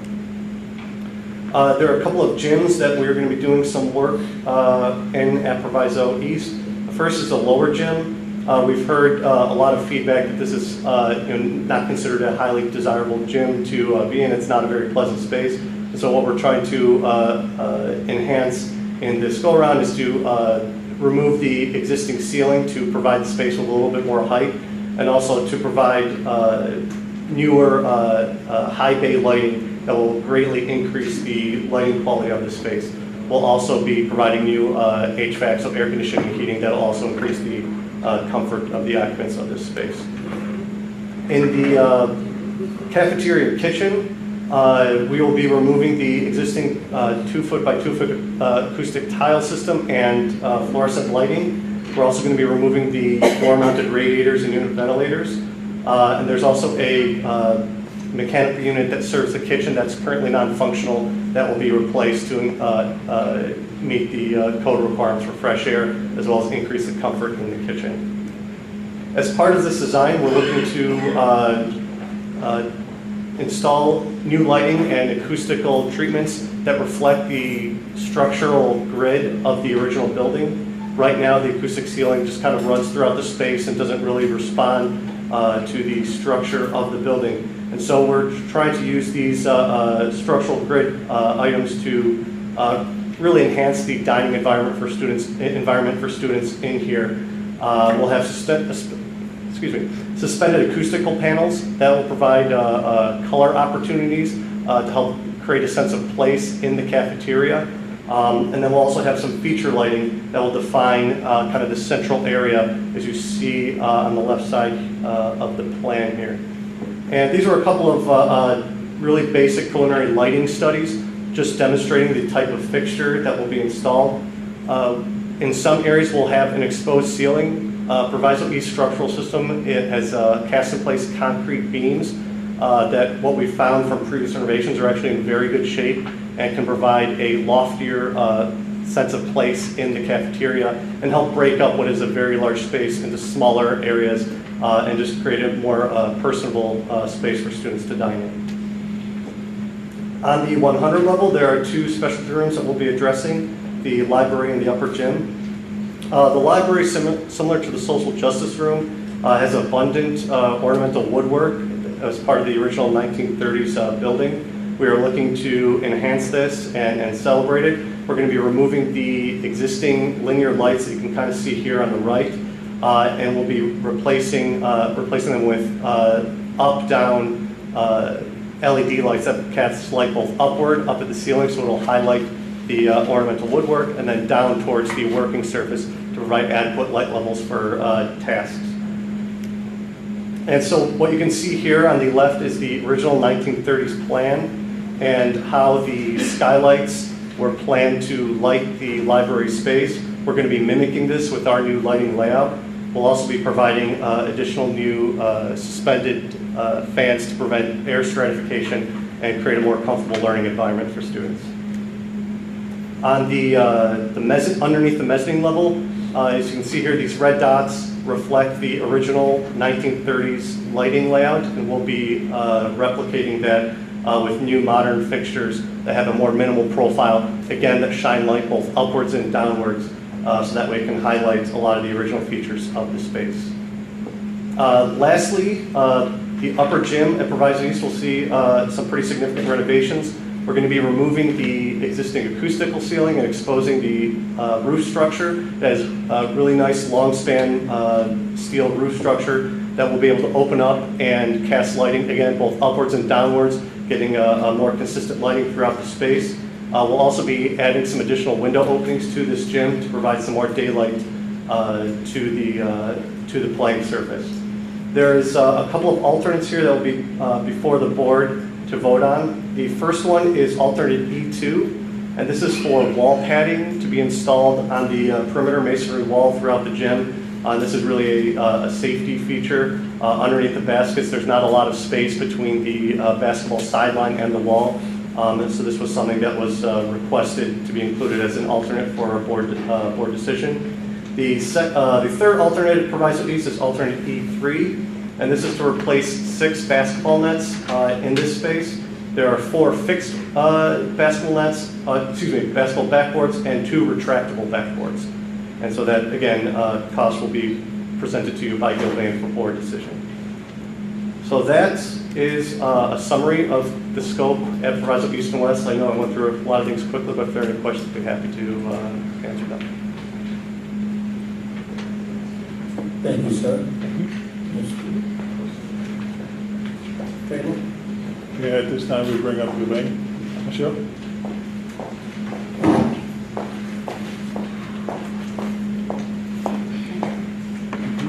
Good afternoon, Board. I am Michelle McClendon, Operational Leader for Gilbank Public Sector, and Tom Weeks is with me, the Project Manager for the projects for the past and moving forward. As presented, we are going to present the numbers for the scope of work that was just presented by Perkins and Will. This is for 2023 and 2024 Facility Master Plan. These numbers here are just for the HVAC renovations. At the end, I'll summarize all of the projects that were presented, the HVAC projects in addition to the alternates for the backboards, the roller shades, etc.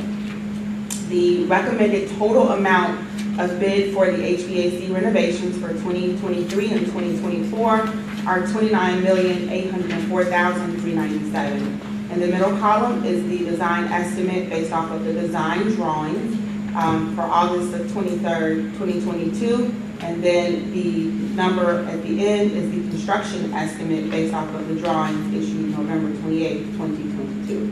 We are asking that, or recommending that you award the column on the left-hand side, the $29,807,397. Starting with the first package, I want to clarify that all bidders have been scoped. Everyone participated in a bid process where we sent the information to local newspapers to announce the projects were hitting the street. The low bidder was then scoped in our office with participants from the architectural and engineering firms. Questions were asked to understand and make sure they understand the scope of work for the project. Any alternates and things were discussed as well, and so we are recommending the lowest responsible bidder for each of the trades. For demolition over at Proviso East for bid package 02L, we are recommending that the demolition work be awarded to Breakthrough Enterprises in the amount of $1,489,000 even. There were 3 bids received for this work. Scope meeting held on 12/1. Bid package 02M for demolition work over at Proviso West. We are recommending that National Wrecking be provided the demolition package for $194,500. We received 1 bid for this particular package. The scope meeting was held on December 1st. For bid package 6K, general trades over at Proviso East. This includes the doors that were presented, the walls, flooring, roofing, etc. We are recommending Straub Builders be provided the contract for $4,399,458. We received 2 proposals or 2 bidders for this bid package, and we scoped Straub on December 1st of 2022. For the general trades work over at Proviso West associated with doing the HVAC projects, we are also recommending that Straub Builders be awarded this package for $530,250. We received 3 bidders for this bid package. Numbers are below. We scoped Straub on December 7th of 2022. Pardon me. For bid package 8D, for the curtain wall work over at Proviso West. This includes the south elevation and the operable awnings, operable vents, and metal infill panels here at Proviso West. We are recommending that 3F Corporation be provided this contract for $48,000 even. We received 2 bids for this contract. The scope review meeting for 3F was held on December 1st of 2022. Bid package 09L for acoustical ceiling tile work at Proviso East. We are recommending that Just Right Acoustics be provided the contract for $950,000 even. We received 1 bid for this work, and Just Right was scoped on December 2nd, 2022. Package 9M, acoustical ceiling work here at Proviso West. We are again recommending Just Right be provided with this contract for $240,600. We received 1 proposal for this bid package, and Just Right was scoped on December 2nd of 2022. 09N, painting work at Proviso East. Again, all walls that currently have paint will receive a new coat of paint in the area of work. Continental Painting, we are recommending for $579,500. We received 2 bids for this particular bid package. Continental Painting was scoped on December 6th of 2023. 090, painting work at Proviso West. Continental Painting, we are recommending for $35,000 even. We received 2 proposals for this bid package, and we reviewed and scoped Continental Painting on December 6th. 12B, for the lab casework over at Proviso West, this is at 4 locations. We are recommending Stroud Builders for $42,209 to do the casework. We received 1 proposal for this work, and a scope review was held on December 6th. For the plumbing work at Proviso East and West, bid package 22H, we are recommending A&H Plumbing be provided the contract for $42,100. We received 2 bids for this package, and we scoped A&H Plumbing on December 2nd of 2022. 23T, mechanical piping work for Proviso East. This is again for the HVAC work. Autumn Construction Services, we are recommending that they be awarded the contract in the amount of $5,340,000. We received 2 proposals for this contract. Please note that the low bidder withdrew their bid on December 1st as the scope was not complete. They were missing more than $1 million worth of work. We are therefore recommending Autumn Construction Services for the contract for 23T mechanical piping work at Proviso East, and we reviewed their contract and scope in detail on December 5th. 23U, mechanical piping work for Proviso West. We are recommending quality controls in the amount of $3,130,080. We received 2 bids for this bid package. We scoped quality control on December 5th of 2022. 23B, mechanical ductwork and the temperature controls for the HVAC work at Proviso East. We are recommending that Amber Mechanical be provided this contract in the amount of $3,944,000. We received 2 proposals or 2 bids for this work, and we scoped Amber Mechanical on December 5th. 23W, this is the temperature controls and mechanical ductwork for the HVAC work at Proviso West. MG Mechanical is the recommended bidder at $992,000. We received 2 bids for this package, and we scoped MG Mechanical on December 5th of 2022. 23X, mechanical insulation work to insulate the mechanical piping and duct.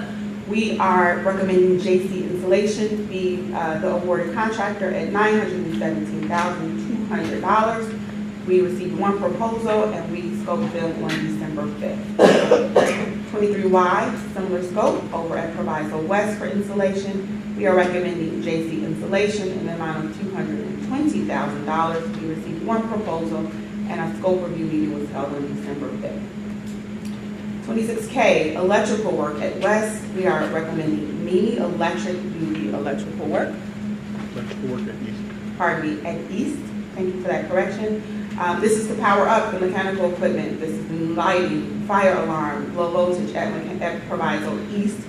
We are recommending Mini Electric in the amount of $6,495,000 even. We received 2 proposals, and we scoped Mini Electric on December 6th. 26L, electrical work at Proviso West. We are recommending Mini Electric for this contract in the amount of $215,500. We received 1 bid for this work. The scope review meeting was held on December 6th. We are in total for the HVAC renovations for 2023 and 2024 recommending $29,804,397 for the total for the HVAC renovations at East and West for 2023 and 2024. We have a couple more items. In an effort to make sure that we took a look at all of the items and we can decide which items we'd like to move forward with, we put alternates on the bid sheets to ask subcontractors to provide the pricing in a breakout format. And we are able to select the items that we want to proceed with if in fact the numbers came in favorable. We are therefore recommending that we accept alternate number E1. This is to provide roller shades or window treatments over at Proviso East in the classrooms noted on the presentation by Perkins and Will. In order to do that, acoustical ceiling, Just Right Acoustics, who does window treatments, We are recommending that they be awarded the contract for $134,100, and Mini Electric will do the electrical work associated with the electric roller shades for $15,000. So the total for the roller shades alternate at Proviso East is $149,100. The next alternate is the wall padding at Proviso East Upper Gym. Straw Builders presented a proposal. It is $42,000 even. We are recommending that this alternate be accepted for that work. The basketball hoop assemblies at the Proviso East Upper Gym. It was noted that we are going to replace 6 basketball assemblies.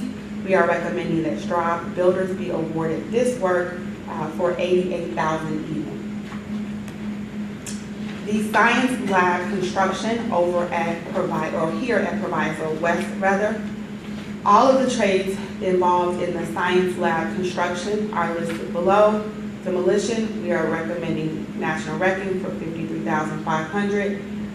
General trades, Straw Builders, $566,800. The curtain wall, 3F, $298,000. Acoustical ceiling, just right, $42,000. Painting is Continental Painting for $20,000. The casework from Straw Builders for $318,900. The plumbing work to be provided by A&H Plumbing for $414,000. Piping work is included in the base bid numbers that we've previously provided in the HVAC. The temperature controls work and duct work by MG Mechanical for $192,000. The installation, $6,200, and then the electrical work associated with the science labs only, $234,100. So we are recommending the alternate to do the science labs at Proviso West in the total amount of $2,145,500. In summary, our base bid, we are recommending the $29,807,397 for the HVAC projects for 2023 and 2024. We are recommending the roller shades, which is alternate E1, the wall padding, alternate E2, the basketball hoop assemblies, alternate E3, and the science lab construction, alternate W1, for a total amount of $32,228,997. Are there questions?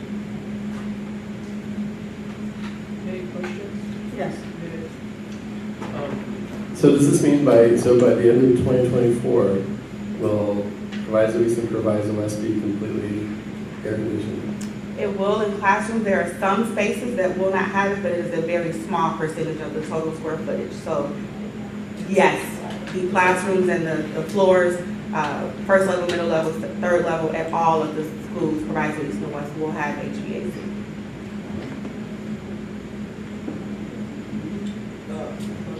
Is this part of the second phase or the third phase of the master's facility plan? This is phase 2, sequence 2. Okay. Last time it was represented to us, Mr. Gleason, we only had, my understanding was $17 million allocated for this, and this is $32 million. When are we going to have a presentation as to how we can afford this? Well, Mr. Gleason can't answer that. No, I just want to rectify, since it's correct, that was the year. Yeah, so in collaboration with Mr. Lewis and other colleagues in the district, we have identified monies to take care of this $32 million. From when? I will let Mr. Lewis speak to that, but we do believe we're in a healthy situation. We do want to make sure we provide the same value at Proviso West that we provided at Proviso East. We have the funding, and I'll let Mr. Lewis speak to that next presentation. Any other questions? Are you going to present a full scope to the board? Full scope of what? Of the budget and where the money and which fund it's coming from? And is that part of what's going to be presented to the board so we actually know how we can fund it? Because my understanding is we don't have this money. Okay, yeah, I'll let Mr. Lewis speak to that. I'm sure he'll be able to show you what the dollars are. Any other questions about the RTA? Quick question, LT. Bid package 22H, the plumbing work at Proviso East and West. Can we speak specifically to what that $42,100 is going to do? I remember in the past we had some major plumbing issues at both of the schools, so where's this fitting in? So the $42,000 is relative to Proviso East. We are adding some drains and some venting in some of the mechanical rooms that are being modified to accommodate the mechanical system. Thank you, sir. Yep. Any other questions? Yes. All right, thank you. Thank you so very much, Gilbane. Mr. Taylor, thank you. Thank you. Mr. Lewis, will you please come forward? Madam President. Chair. LT, real quick, I want to say thank you guys for cleaning this up for us. It's a lot. And it's much better, so thank you for your patience and your professionalism. I can only speak for myself. I'm not an engineer, but when I read through the board book this time, Madam President, it was far more easy to follow and far more easy for me to understand. So thank you for your patience with the board and the community and helping us get this in a way that we can understand it. Thank you. Thank you. You're more than welcome, and thank you for your support as well. Mr. Lewis? Good evening. Good evening, sir. Happy New Year to you all. I want to start with some not so good news, and this is just informational. Some of you may have saw it, but Cook County was very late getting its tax bills out. Very late. So we're going to get the money, but that impacts, of course, the Treasurer's report on the local sources. They're low comparatively speaking to last year. So, of course, we have the bill list. We also have an actionable item. So let me give you a little background, and if you all are educated enough about it, then it'll just be an update. And I'm aging myself a little bit when I tell you that the reason why we now have to go externally to have the actuary perform the other post-employee benefits really ties back to the Enron WorldCom scandals, because the auditors actually used to be able to do that work for us. In order to add some more fidelity to the financial statements, audit standards changed, and as a result, we now have to have an external company to do it. So our new auditor, Baker Tilly, and actually the lead on that audit is a gentleman by the name of Nick Cavalieri. Some of you may know him. I will. Nick Cavalieri contacted me to say, hey, this is you all's year to have your OPEB done. So I've reached out to a company, and I actually expect to have a contract this week. It's going to be less than $10,000, but we just wanted to get your authorization to proceed. It is absolutely necessary. The audit can't be complete without it.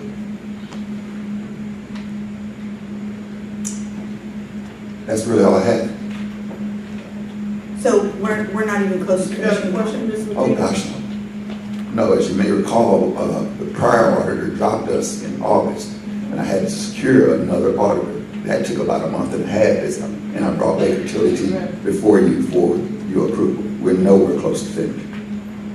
Did we already file with the state? No, we don't. The audit's not complete. No, did we already file the extension with the state? The auditor does that on our behalf. Yes. So we already have this auditor? Yes. So, yes, we have Baker Tilly. So I'm not clear on the $10,000. The $10,000 is for the actuarial study that is required to finish the audit. We're required to have an external company perform the other post-employee benefits actuarial study in order for, and then they'll turn that report over to Baker Tilly, so Baker Tilly can complete the audit. It's absolutely necessary. Any other question? I do have a couple, and you can, I was looking at the bill. I noticed that some bills have been paid late. I'm also concerned that I see a lot of, and just help me, where it says proviso.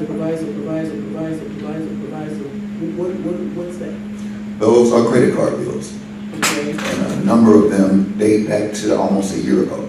Okay, and is there a reason, I figured that, is there a reason that we are paying bills, that was one of the first things that I asked in 2017 when I got on the board. 30, 60, 90 days, I understand. Because that's kind of normal and customary with school. But a whole year, do you know why that is? I can't say why that is. I can tell you, kind of using Dr. Henderson's words, it's being policed and it's being changed. So processes are being in place? Yes. Can you tell me why Pace Center, Yes, ma'am. That is for October, November, and December of last year. Again, training, change, that won't happen again. Okay, you have enough help in the business office? No. No, ma'am. So you need more help? We do need more help. And we're actively. Because I've worked in the district 20 years. How many people do you have in the business office? I remember the time, Ms. Miller, you remember when it was very few, and they made it happen. Include myself, 6. Okay. I remember when it was less than that. Okay. You can call the next one. No, I still have a question. Oh. According to this, how can we afford the $32 million that is being requested from the facilities master plan, and from which fund is that money coming from? So we're building the plan. I have a suggestion that I'm going to work with Dr. Henderson on, and we'll bring a plan to the board, but I actually do have a plan for that. I'd rather you give me a moment to put that all together and present it to the board as well as the community. So we should table? No, we're not. That's just facility plan, because we don't know if we can pay for it. We're going to have the money to afford it, I can assure you. Okay, you can go on to your next. It's not okay. Thank you. Mr. Swanson.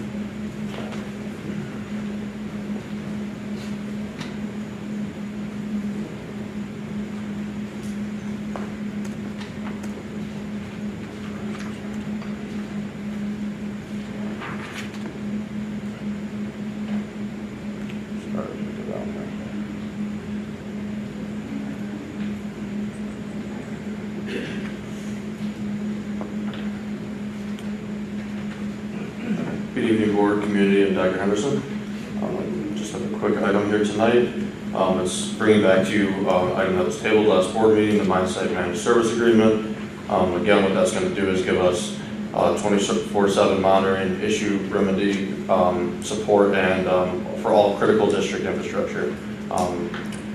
Basically, this will ensure that all technology does not disrupt any educational service, and that we're at the cutting edge of anything update-wise, and we're being have the professional oversight for our environment if any issue were to occur. This action item presented to you is a cost of $6,700 per month, or a total of $80,400 for 1 year. Moving on, and how that plays into the network infrastructure assessment that has been completed. The next step that we have reviewed is we have continued with server consolidation across all district sites for our managed services to take over, but to review and have a clear picture of where our infrastructure currently stands. Our next steps are to then use, if approved, that managed service agreement to monitor our firewall usage and use that usage rate to determine the correct replacement for firewalls. In past practice, the district, they have replaced the same firewall at all 3 locations, which is not industry standard because we have 3 different size buildings. The current way they've done it with the 3 firewalls identical at all 3 buildings is a huge cost burden that is unnecessary. So by having this managed service agreement, we're able to monitor our traffic, get a firewall size for each building, and then use our E-rate funds to fund the firewall replacement. The E-rate funds will fund our firewall replacement at 90%. And that's all I have for you today. Any questions? I think you all had a question last meeting, and Mr. Gleason did go back and check that. Yes, you had asked whether I thought the contract met the exceptions for bidding under 20.21 of the school code, and I reviewed it, and I think that it does for 2 separate subsections. Thank you. Thank you, Mr. Swanson. Mr. Davis, this is our last presentation. Board.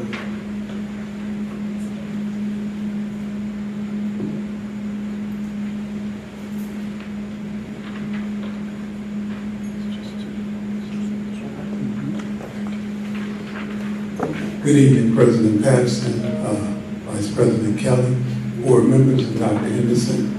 I'm very happy to present to you tonight and tell you that the holiday tournament was very successful this year. So I'd like to thank the board for your support, and also Dr. Henderson and the administration, Mr. Taylor, certainly Mr. Cedric Lewis, Mr. Swanson for the iPads you provided. We did something different this year. It was cashless, and a lot of people were very skeptical about it, but it really worked out well this year. Very successful. On the screen, we have a comparison of the last 3 holiday tournaments that were run. In 2019, you can see that there was a very large deficit. After the COVID year in 2021, last year, that deficit was cut in half, pretty much. And then this year, we actually turned a profit. So not only was the tournament exciting and entertaining, it was somewhat profitable. So we're very thankful for that and for all the support that everyone provided. I hope the board members received the token of appreciation that I sent to you.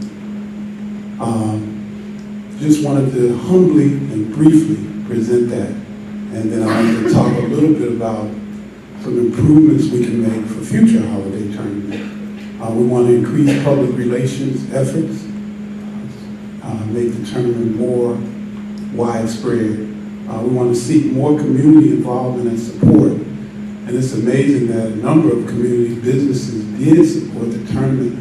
There were a number of in-kind contributions in the way of food and what have you. We want to solicit sponsorship and donations in advance.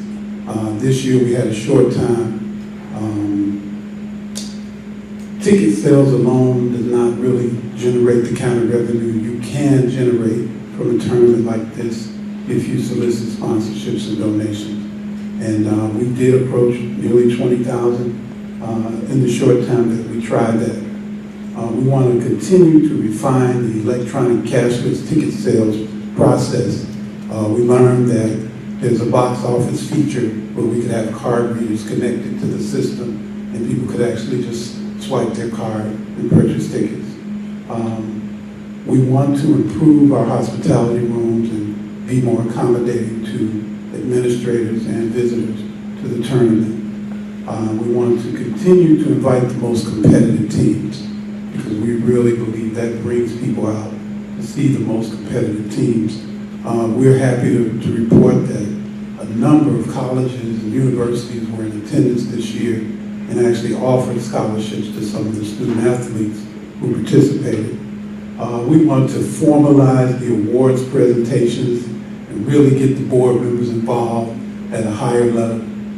And just want to say that we're trying to increase public relations efforts. And Channel 7 was out this week here at Proviso West, and they did a story on our girls wrestling team.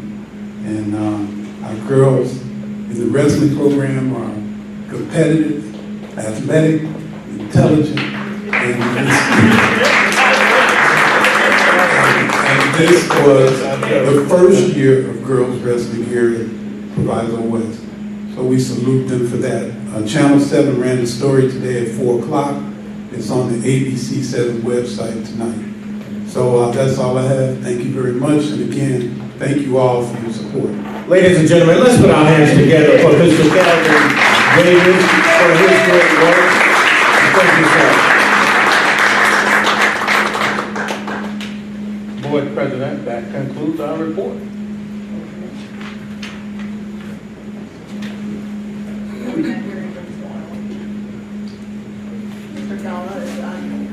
I'm so sorry. Yes, thank you. We do have one more. That's Mr. Haddad. HR report.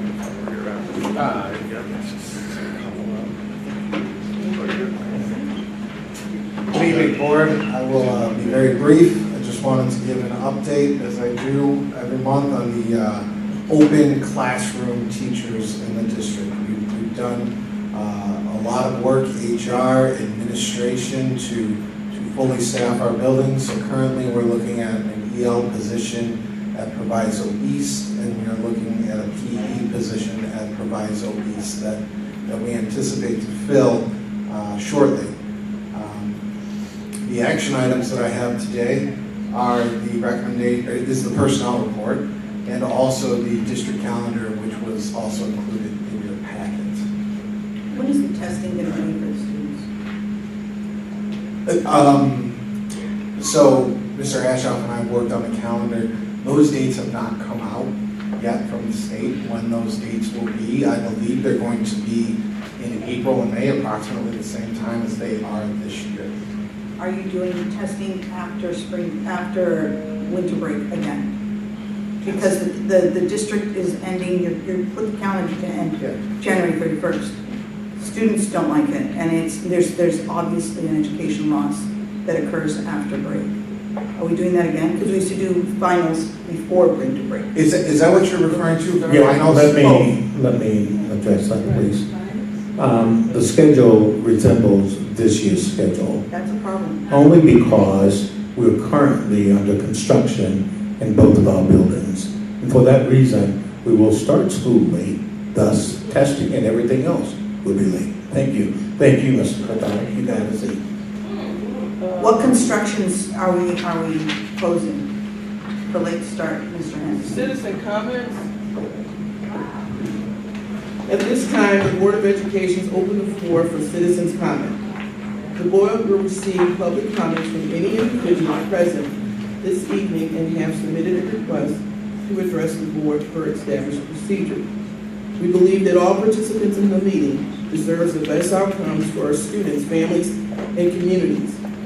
As a reminder, this meeting is being live streamed and will also be archived and available on district website.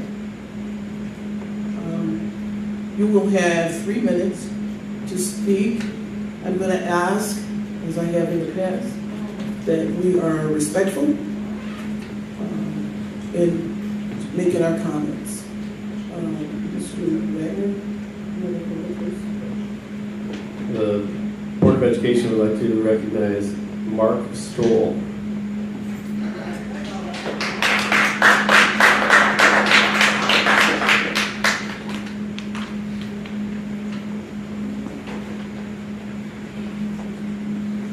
Good evening, Board. Mr. Superintendent, there was a very fierce, heartfelt speech you gave earlier, but just a recommendation, when you're addressing the community, this is the board. The community's back there. You know yourself. You could simply take the microphone around and address the community. You kind of lost a lot by turning your back on the community. Okay, just heads up in the future. But first off, I want to say it's the board's responsibility to help the children in the community. Now, not passing them just because they show up is a good thing. Make sure they earn that grade, otherwise you're cheating that child. Okay? But a lot of you have proven that children are not your priority. And for that, you should all hang your heads in shame. And you know who you are. You recently suspended quality teachers for what? Definitely wasn't their work performance. In fact, you recently terminated a great teacher in Miss LaBash. Purely over what? Because she referred to the superintendent by his first name? You gave no other grounds besides the simple insubordination. Lost a great asset there. Also, the superintendent a few months ago referred to the community as the peanut gallery. We all remember this. Now, when invited to join the rest of us in the community, you, Madam President, made it a racial issue. Okay? Then you verbally attacked a minor, a child, calling her a racist. What did she do? She simply repeated what the superintendent said. So it's okay for him to say this and not her. That's a double standard. There should be no double standard. But you allowed it. In fact, you pursued it. Therefore, I ask you, Madam President, not only to step down as president, but to resign from the Board of Education entirely. And if not, you choose to disregard this, thinking that you're more powerful, absolute power corrupts. And that is what it has done to you. And if you do not step down, your flagrant violation of SB 100 will come back to haunt you.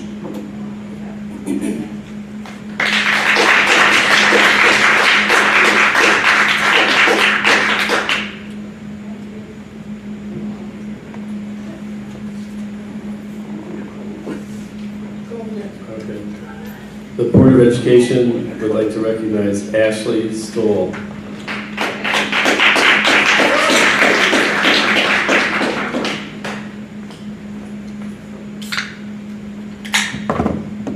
Good evening.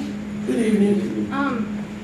Superintendent Henderson, I completely agree with what you said earlier about keeping things student-focused and trying to build up students that are doing good. And I think that's a great start in the right direction. And you seem very focused on the children from what you said.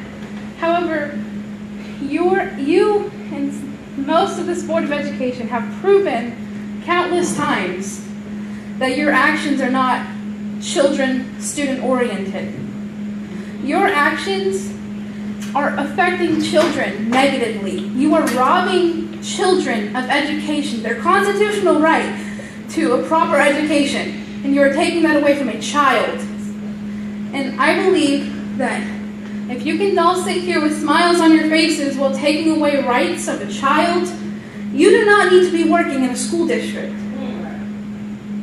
So with that being said, Mr. Wagner, Mr. Veltiris, who's not here, Ms. Patterson, Ms. Kelly, Mr. Alexander, and Dr. Henderson, I'm telling you all, you need to resign. Do better for Proviso or get out.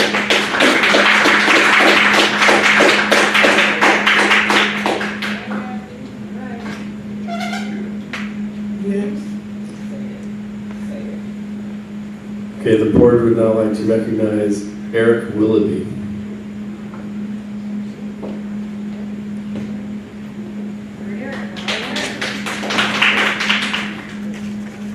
Sorry. Good evening. Can everyone hear me? Awesome. Tonight, I'm not sure I have the words to express my anger and disappointment with certain people in this room.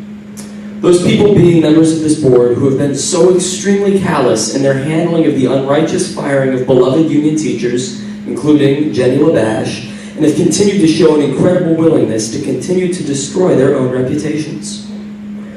I wouldn't be so frustrated by this if the actions of these board members only had consequences on themselves.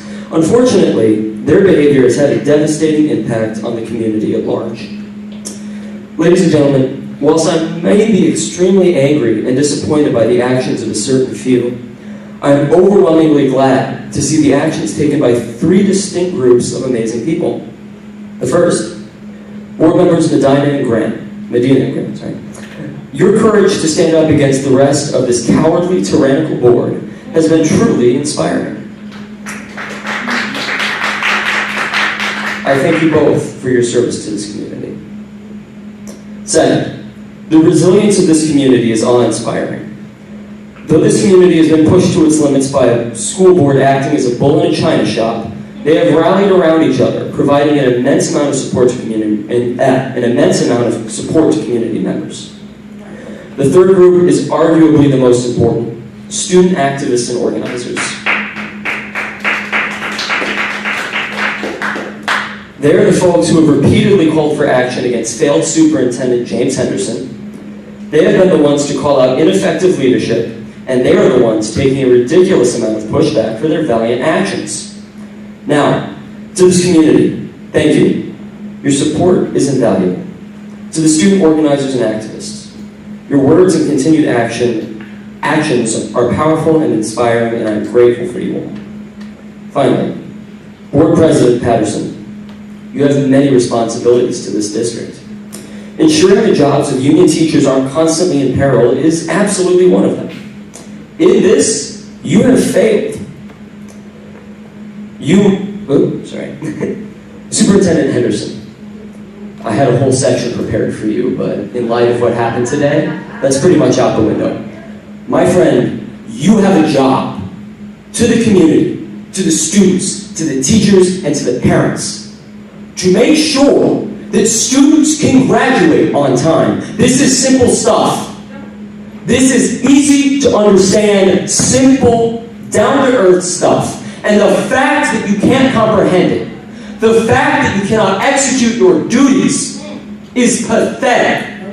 You should be ashamed of yourself. And the board that enabled him, that's you, Ned Wagner, that's you, Della Patterson, that's you, Teresa Kelly, and that's absolutely you, Alexander. You should all be ashamed of yourselves. Absolutely you should be.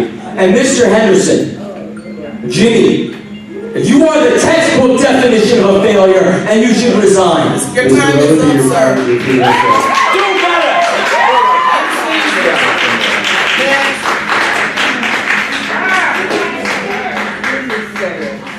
Very sad. Very sad. You guys enjoy it. Sad. The board would now like to recognize Steve Coldo.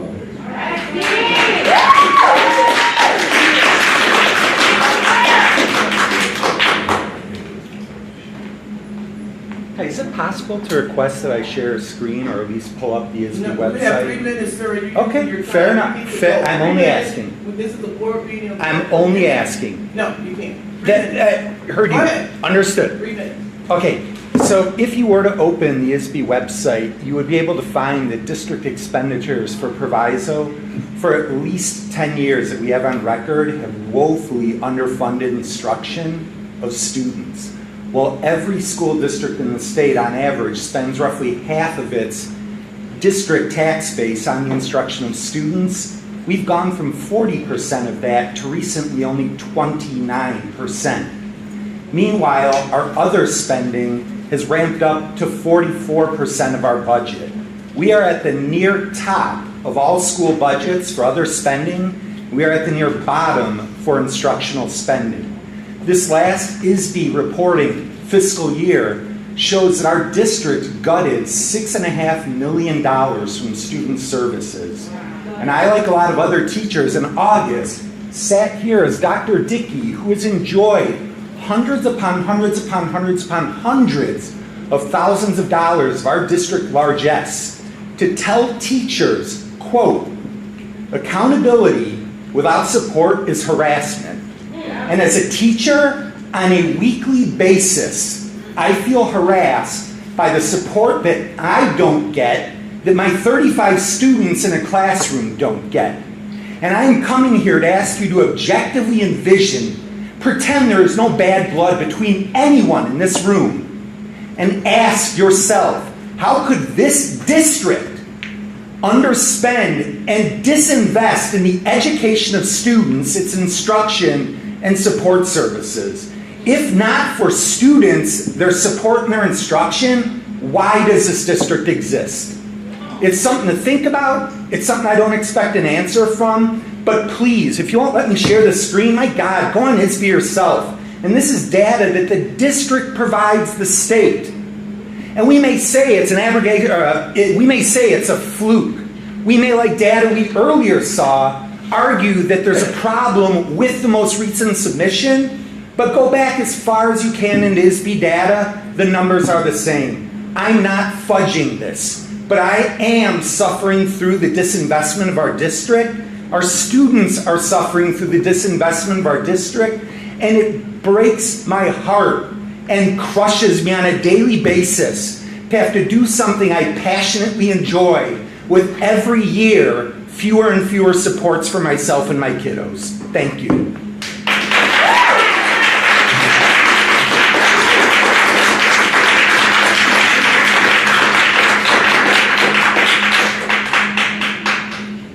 The board would now like to recognize Max Olsta.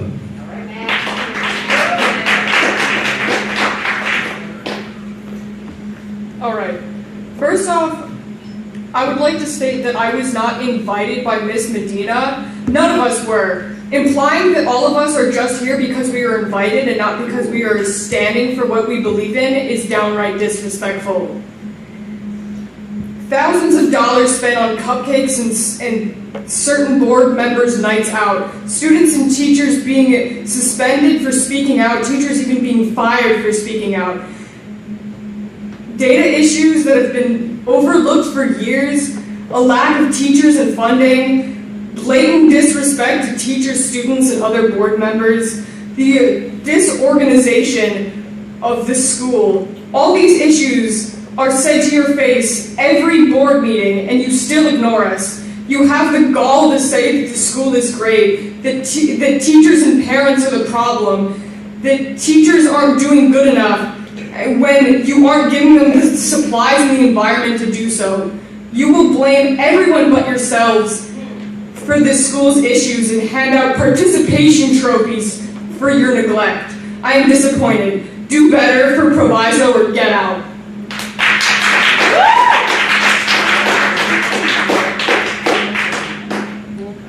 The board would now like to recognize Sam Olsta.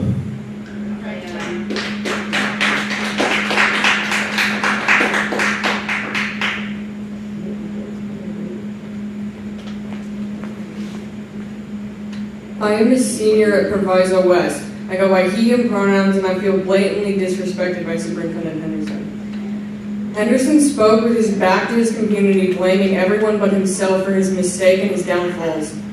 Henderson says that he cares about his scholars, but I feel nothing but disregard and blame from Henderson. He says he cares, but he lets our schools fall apart. At Proviso West, we still have no paper towels or feminine hygiene products in any of the student bathrooms, and we haven't for months. Since when has this become optional? He says he cares, but I still don't have an anatomy teacher since my teacher quit after being unreasonably suspended. I sit in a classroom with no assignments and no instruction. He says he cares when I only just got a physical culinary class for it's several months late, and we still haven't gotten any food for our labs. Yet the board can spend $622 on cupcakes, $827 on board refreshments, and $951 on a restaurant I don't remember how to pronounce, pizza and Outback Steakhouse for the board. I don't understand your priorities, board. You only care about yourself and how much you get paid, not your students or your teachers.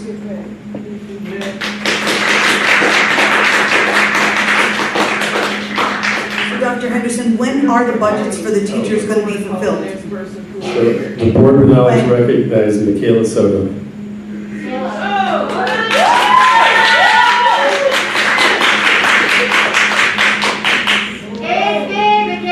I got you. Good evening, board. I'm going to put my union hat on for a second and just say the Proviso Teachers Union currently has 13 grievances or ULPs against the district. And in my time here as the union vice president, we have not been given the opportunity to come before the board to address these issues. It is either that the board president is refusing to see us during the board meetings or in closed session, or the superintendent is purposely keeping you all in the dark. I would like to know which one it is. No answer right now? Didn't expect one, to be honest, because you all don't usually answer my questions. We have not been given any dates. Ms. Medina, you're using your 3 minutes. Thank you. You're using your I would like to remind you all that our collective bargaining agreement is with the Board of Education and not with the superintendent. And you all are choosing to violate the contract that you all agreed with us. Okay? Union hat on, the rest of this is as a parent and as a community member with educational experience and institutional knowledge. Ese mensaje es para los padres de estudiantes que reciben servicios de educación especial. Por favor, hable con sus niños y maestros para asegurar que su estudiante sí está recibiendo sus propias modificaciones. El Estado sí está investigando el programa de educación español de este distrito. Okay, in English, to the parents of students who receive special education services, please make sure you are talking to your students. Please make sure you are talking to their parents. The district is currently under investigation because it is failing to meet the needs of our students. And you should be aware of that.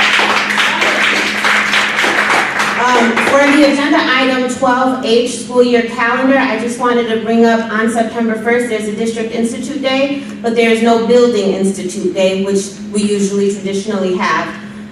Also, that was part of the union, but the rest of this is kind of concerned parent.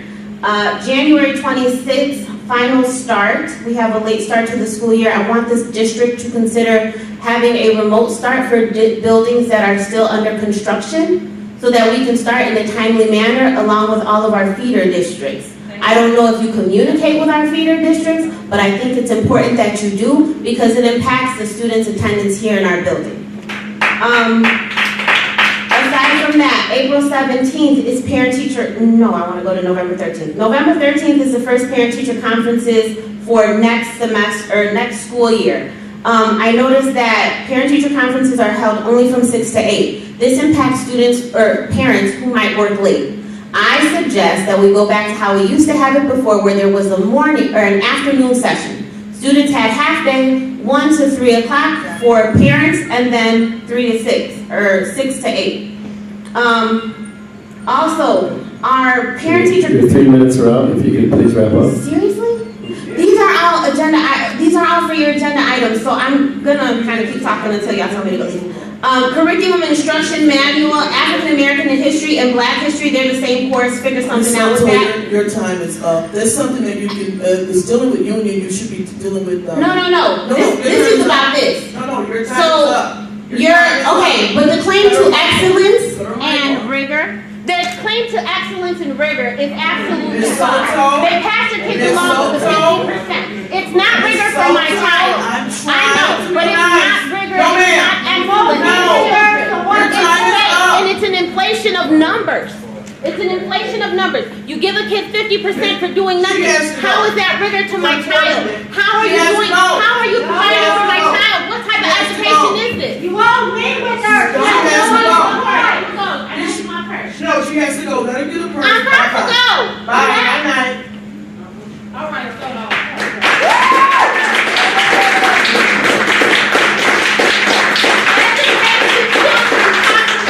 giving them 50% is not a proper education. We're giving them for doing nothing. Then Black history and African American history, you doubling up the course for what? For nothing. She needs to go. We need to reconsider the 50% rule. It is impacting the academics Reports of our and full communications from district. the board president. Board that needs to be brought up. Ms. Medina, I now have the floor. Thank Get your you. vote like you normally do when this is over. Let me be real clear. Are there any other people that have? I have, There are no further citizens' comments. I have advocated for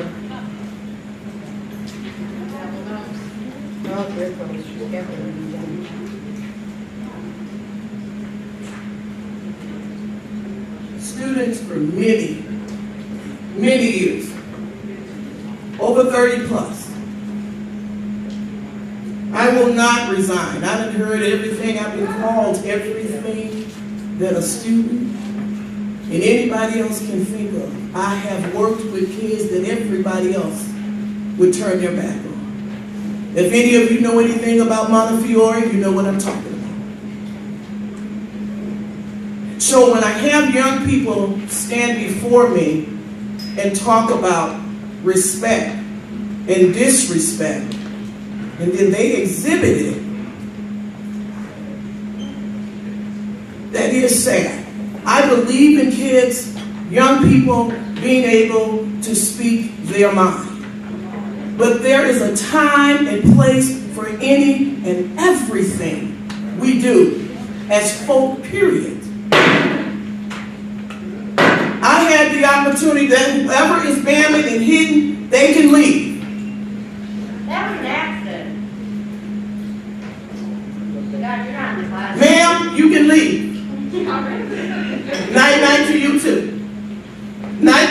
out of here. Get her out of here. Get her out of here. Why are you coming back? I'm going to finish saying what I have to say. For over 40 years, I've worked with young people. For the father that stood here, I have held back. I have held back. The district has a policy. Sir, I don't know if you know or not, but I advocated for your daughter. No, you didn't. No, you didn't. You attacked my daughter. You weren't in no meeting with me. You were not in a meeting. Have a seat, sir. You're talking to me. Have a seat. He can leave. He can leave. I'm not putting up with it. I'm not putting up with it. No. No, you're talking to me. No, sir. No, sir. The last two meetings you called me out. You can have a seat.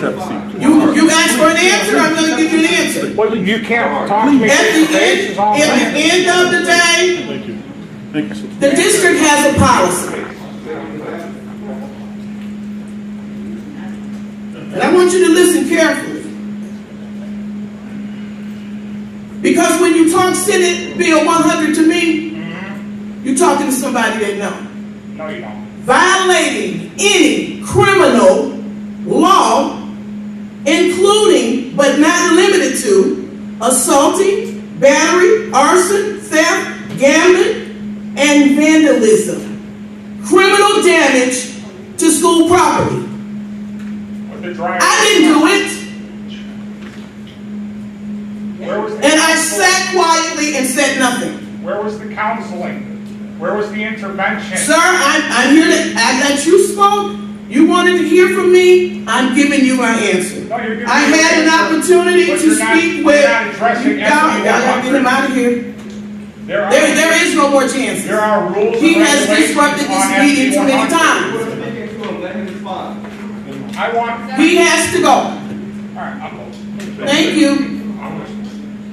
You're not addressing the true definition of SB 100. Good night. There was supposed to be an Good night. intervention. There was supposed to be counseling. What part of Y'all that let him are move you too slow. forgetting? He's disrupting this meeting. Leave him alone. Oh, No. Just keep me out like that. I would like to thank the students that I've had an opportunity with to have webinars with that are currently on college campuses that reached out to me. I would like to thank the students former students that graduated from Proviso when I was employed here, asking questions such as, what's wrong, what happened, what's going on? And I have spent time on a 30-person Zoom explaining what has happened. But I want to take the time to thank the students that have remained steadfast, unmovable, and focused, even when many of you all have had to encounter all kinds of distraction from some of our adults in this particular building. I support teachers, I support parents, I support students, I support administrators.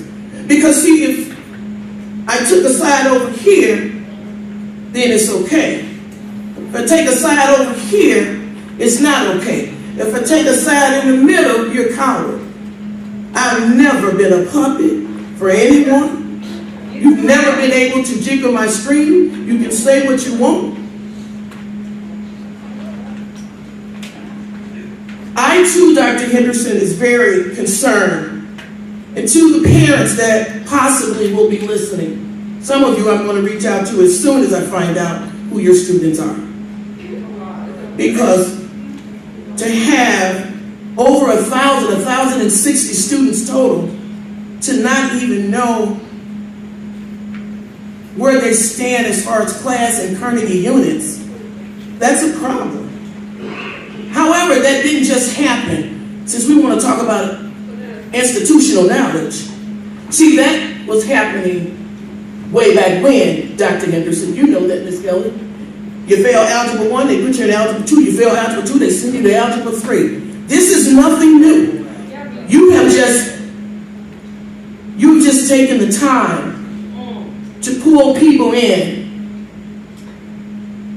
Because just like Amanda, myself, Miss Kelly, Ned, Sam, and Rodney sat on this board.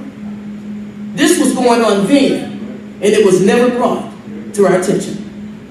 Now that it's being brought to the attention, oh, you did that, Dr. Henderson. I'm not here to take sides with you and nobody else. Right is right, and wrong no wrong, nobody. At the end of the day, this didn't just happen when you got here. I want to serve notice to that, and you know that, Mrs. Kelly. Because there was a time when we talked about this, how kids were moving on. So for the parents that have to be concerned at this point about their children and if they have enough Carnegie units or credits, we're in a sad day. And it's not the superintendent's fault, as one would like to believe. I will not step down. I have advocated. I will continue to advocate. I've advocated for those that wanted me to and those that didn't, but when the outcome was great, they loved it. Thank you to the parents that attended the transportation webinar. See, a few months ago, we had all these people coming in. Everybody was upset about transportation. Everybody was upset about transportation. Well, we put on a webinar, 3 to be exact. PMSA had 7 or 8 parents to attend the webinar on transportation, to have questions answered, to ask questions, to get information. Proviso East had 1 parent to attend the webinar. Mr. Taylor, how many parents attended Proviso West? About 8 or 9. 8 or 9? Yes, ma'am. That attended Proviso West. Was I right with Proviso Math and Science Academy?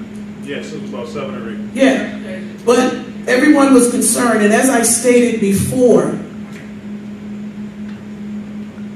there was a time there was no transportation in Proviso.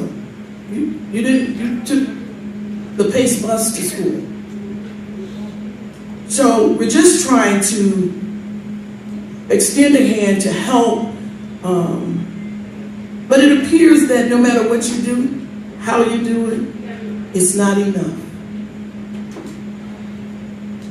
For the teachers, I want to thank you. Thank you to the teachers that I still have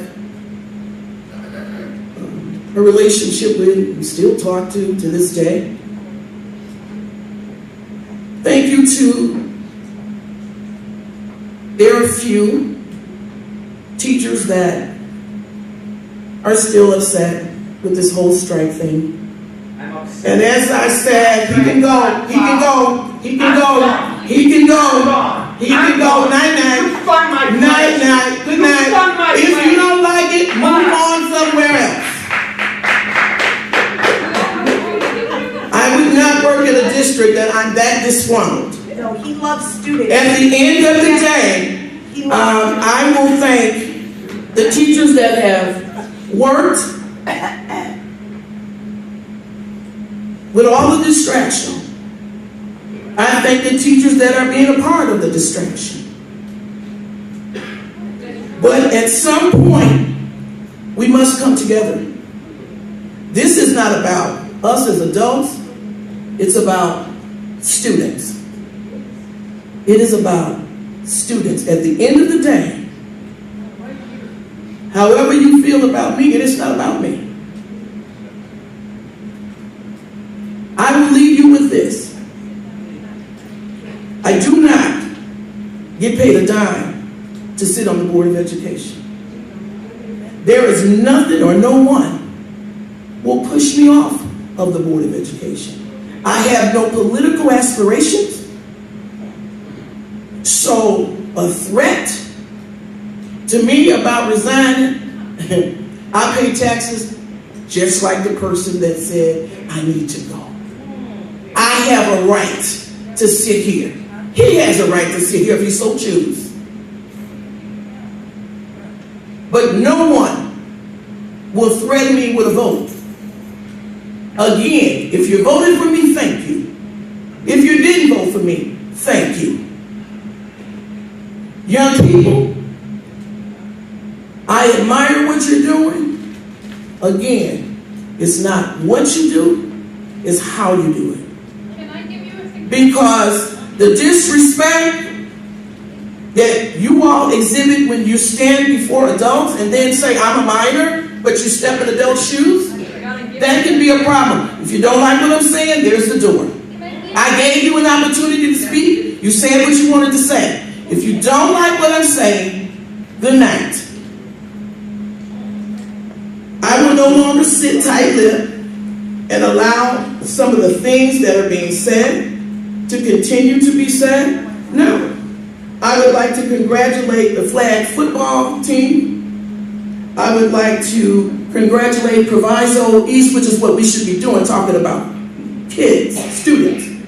Proviso East cheerleaders who won their competition. I would like to congratulate the girls wrestling team who was being honored today with Channel 7. And to my college students, I said I was going to give you all a shout out after our Zoom.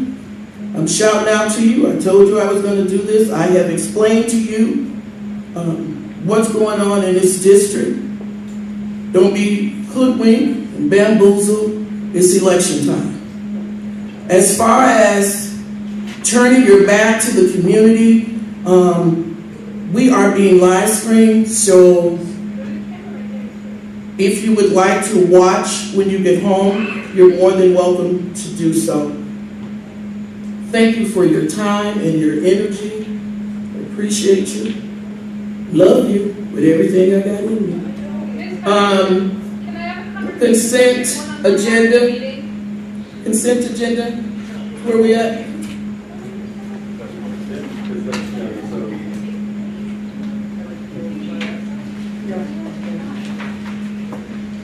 Does anyone have items they'd like to pull from the consent agenda? I'm sorry. The consent agenda. Oh yeah, I have a motion to approve the consent agenda. You want to pull first? Oh, okay. I'm sorry. Were you going to pull? I'd like to pull B, E, and G. B, E, and G. Okay. Any other? Yes. Yes. I'd like to pull A, C, D, F, H, and I. No, there's J. I'm not pulling J.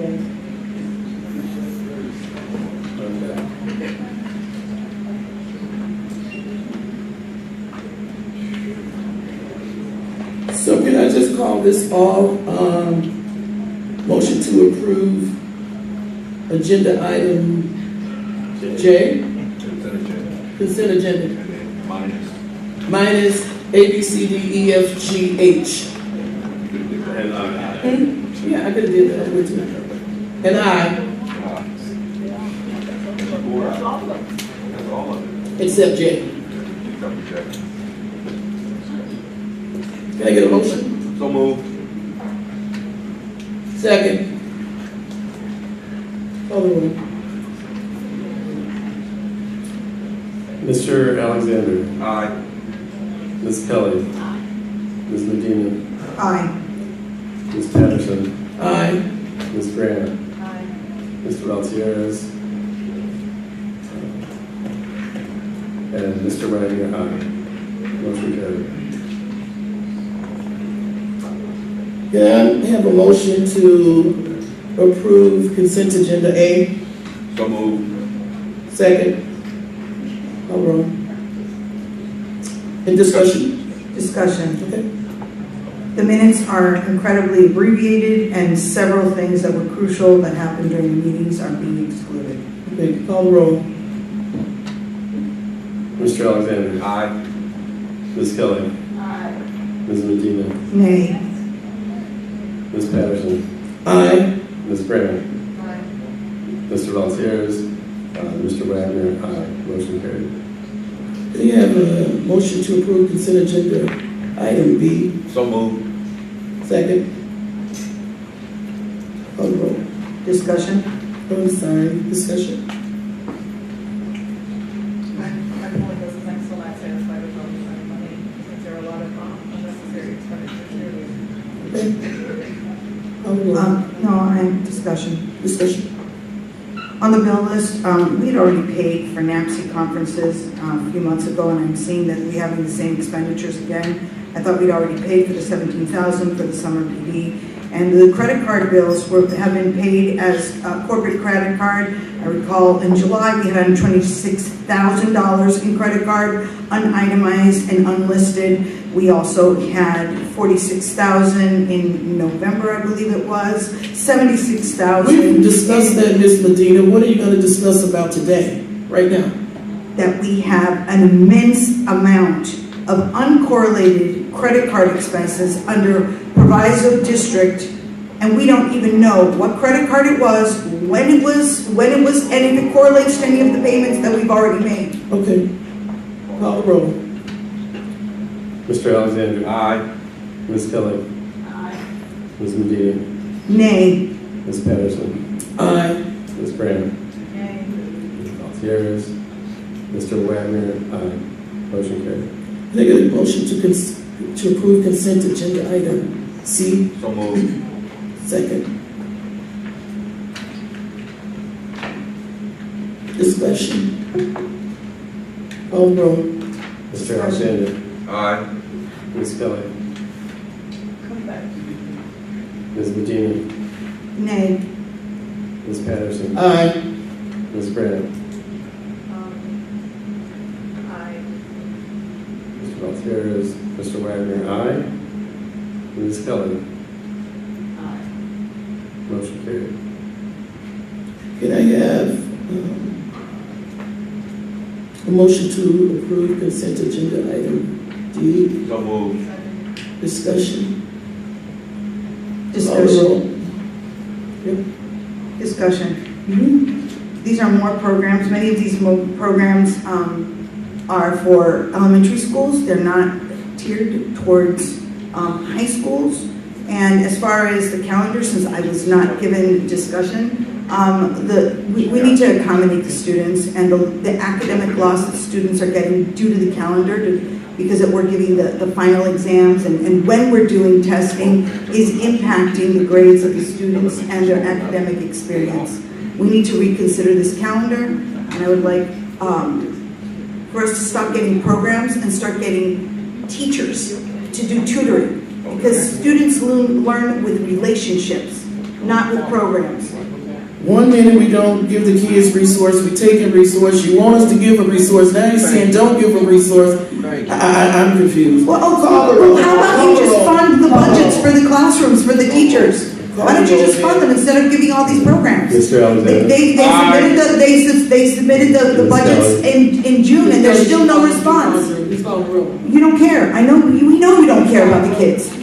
Okay, go, she can come back to her. Oh, okay. Ms. Medina. Nay. Ms. Patterson. Aye. Ms. Graham. Ms. Valtier's. Mr. Wagner. Aye. Ms. Kelly. Aye.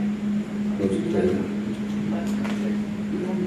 What do you want? You just say nay. What you say? You don't tell me what to say.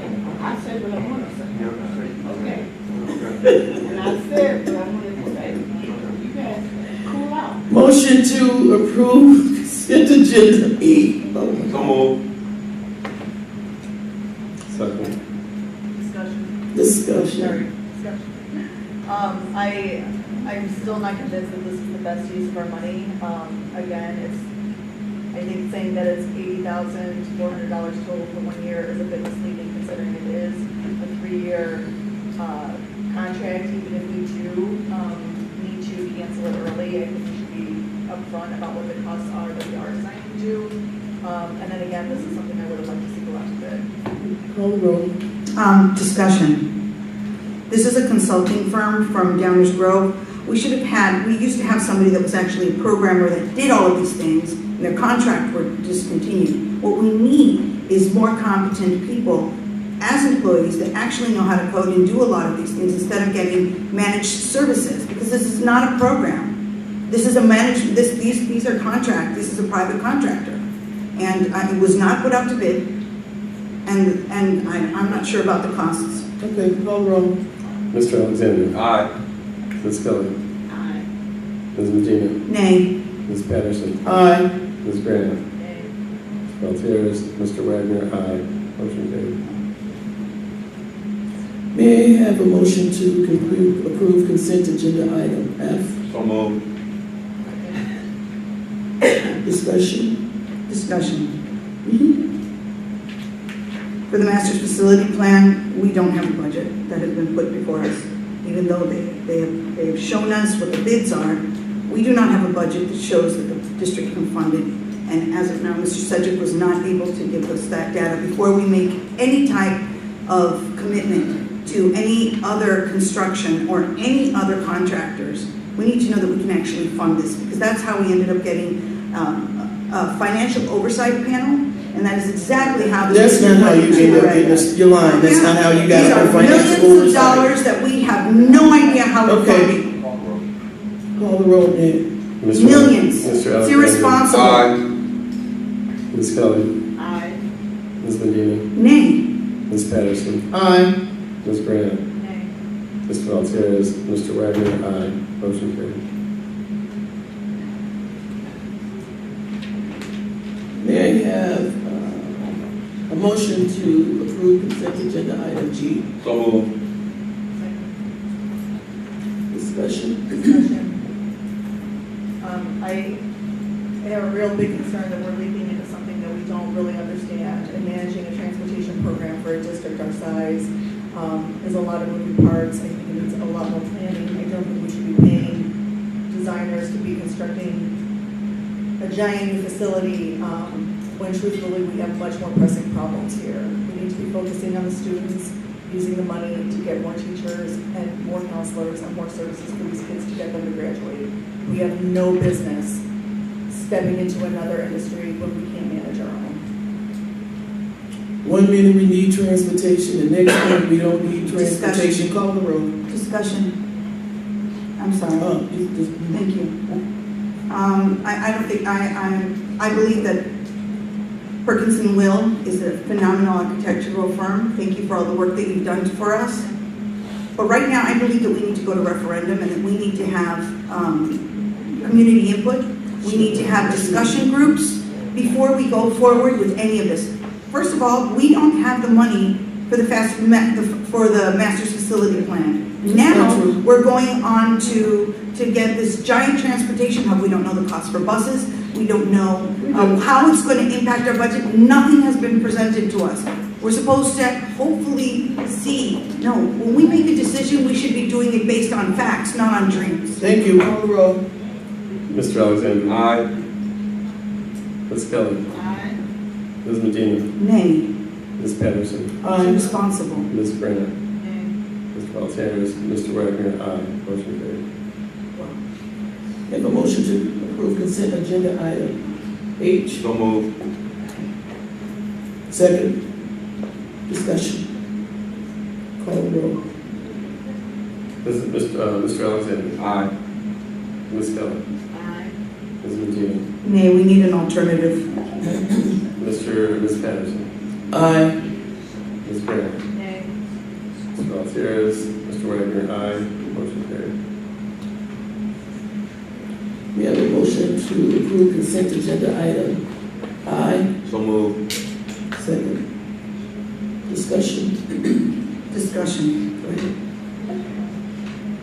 We continue to hire against our nepotism policy, and the main cause for this issue is the fact that we are not presented information about the people that we're hiring. We're not presented resumes, and And we're not, and anytime we request them, we're not giving any information. We don't know what is going on with HR. We're giving counts of people that are inaccurate. And It's not true. it is absolutely true. It is consistently not updated to us. Thank you. It's an embarrassment. Discussion. You are embarrassed.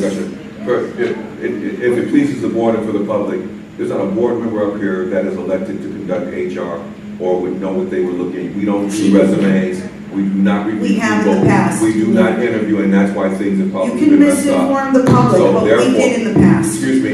It's written in your book. I have the floor. I didn't interrupt you. You always interrupt me. Okay. But for fact, we take the recommendation of the superintendent, and that is our function. We do not peruse resumes and make professional decisions that we don't have the training, expertise, and are not elected to do. No, we make informed decisions. Make yours. Somebody say there isn't any. There's no nepotism. Because that's what she does. She likes to lie. She likes to hear something. Call her though. Mr. Alexander. Aye. Ms. Kelly. Aye. Ms. Medina. Nay. Ms. Patterson. Aye. Ms. Grant. Aye. Ms. Valtierrez. Mr. Wagner. Aye. Motion carried. That completes the consent agenda. Yeah, the boy. Oh, it's me.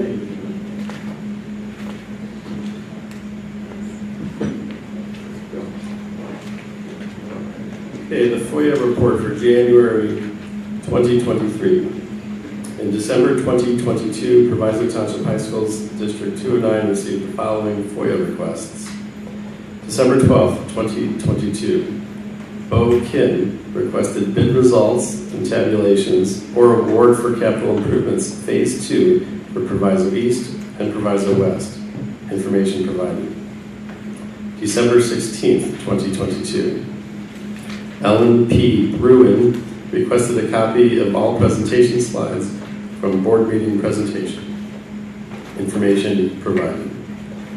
December 19th, 2022, Academy Research Group requested a list of current employees' names and address. Information will be provided. December 29th, 2022, Rachel Esposito requested a copy of all non-instructional service contracts with third-party benefits outlined. Information provided. That concludes the FOIA report.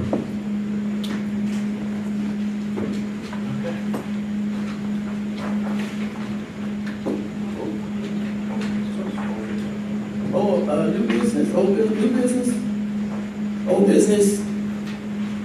Can I get a motion to adjourn? Old business, I'd just like to ask that, under the consent agenda, I'd like to ask if, the consent agenda, if under action items, if they will please put the tab number,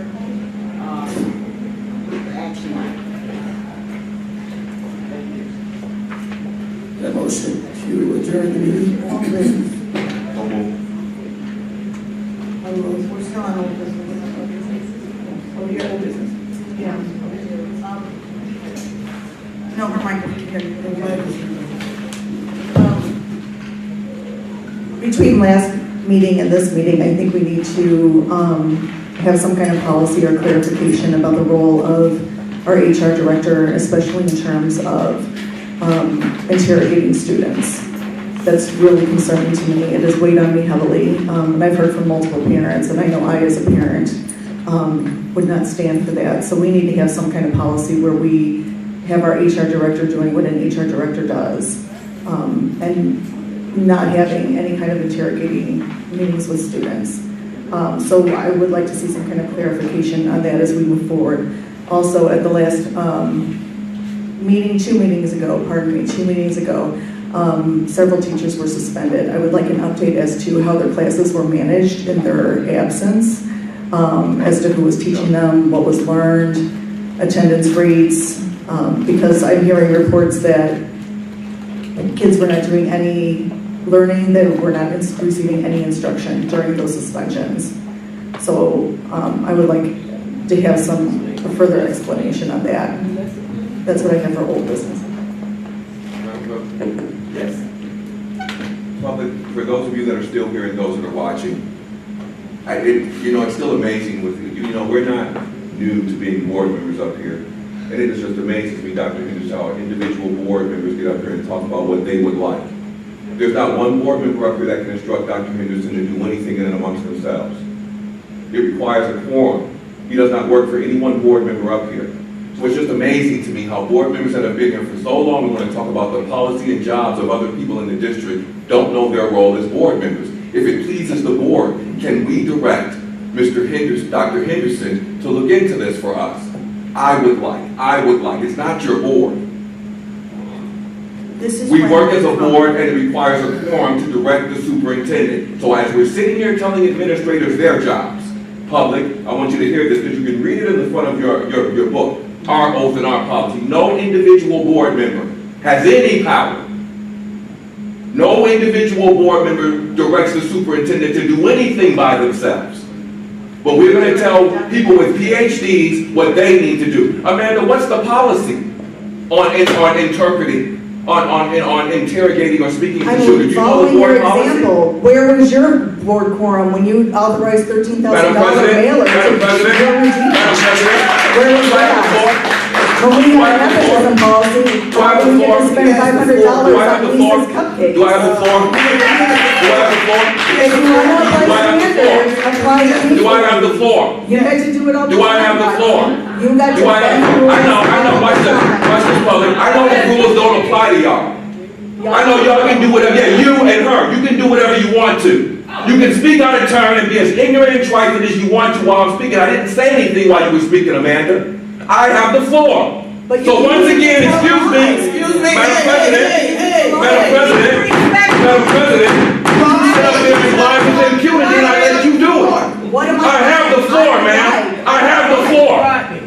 Be respectful. I'm sick of, you don't get to do what you want to do.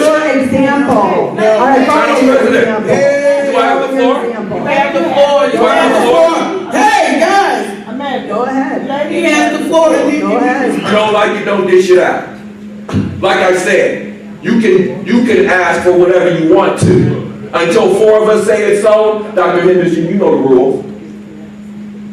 So stop wasting our time up here posturing, lying to the public, thinking you have some power as an individual. You don't. I clearly don't. Okay, well thank you. Stop saying I want. If I had any power at all, we would have a superintendent that does his job. Okay, all right. We don't. He's had a board majority. He's had the money. Can I have a motion? What we have. Adjourn. Can I have a motion? I have the floor. Can I have a motion to adjourn this meeting? So moved. Second, call the Old business, I'm sorry, old business. And your oath of office says that you need to respect all board members' opportunity to speak for every line item. No, we're not done. Because we need to evaluate Dr. Henderson as per his contract. And he has not been evaluated. He is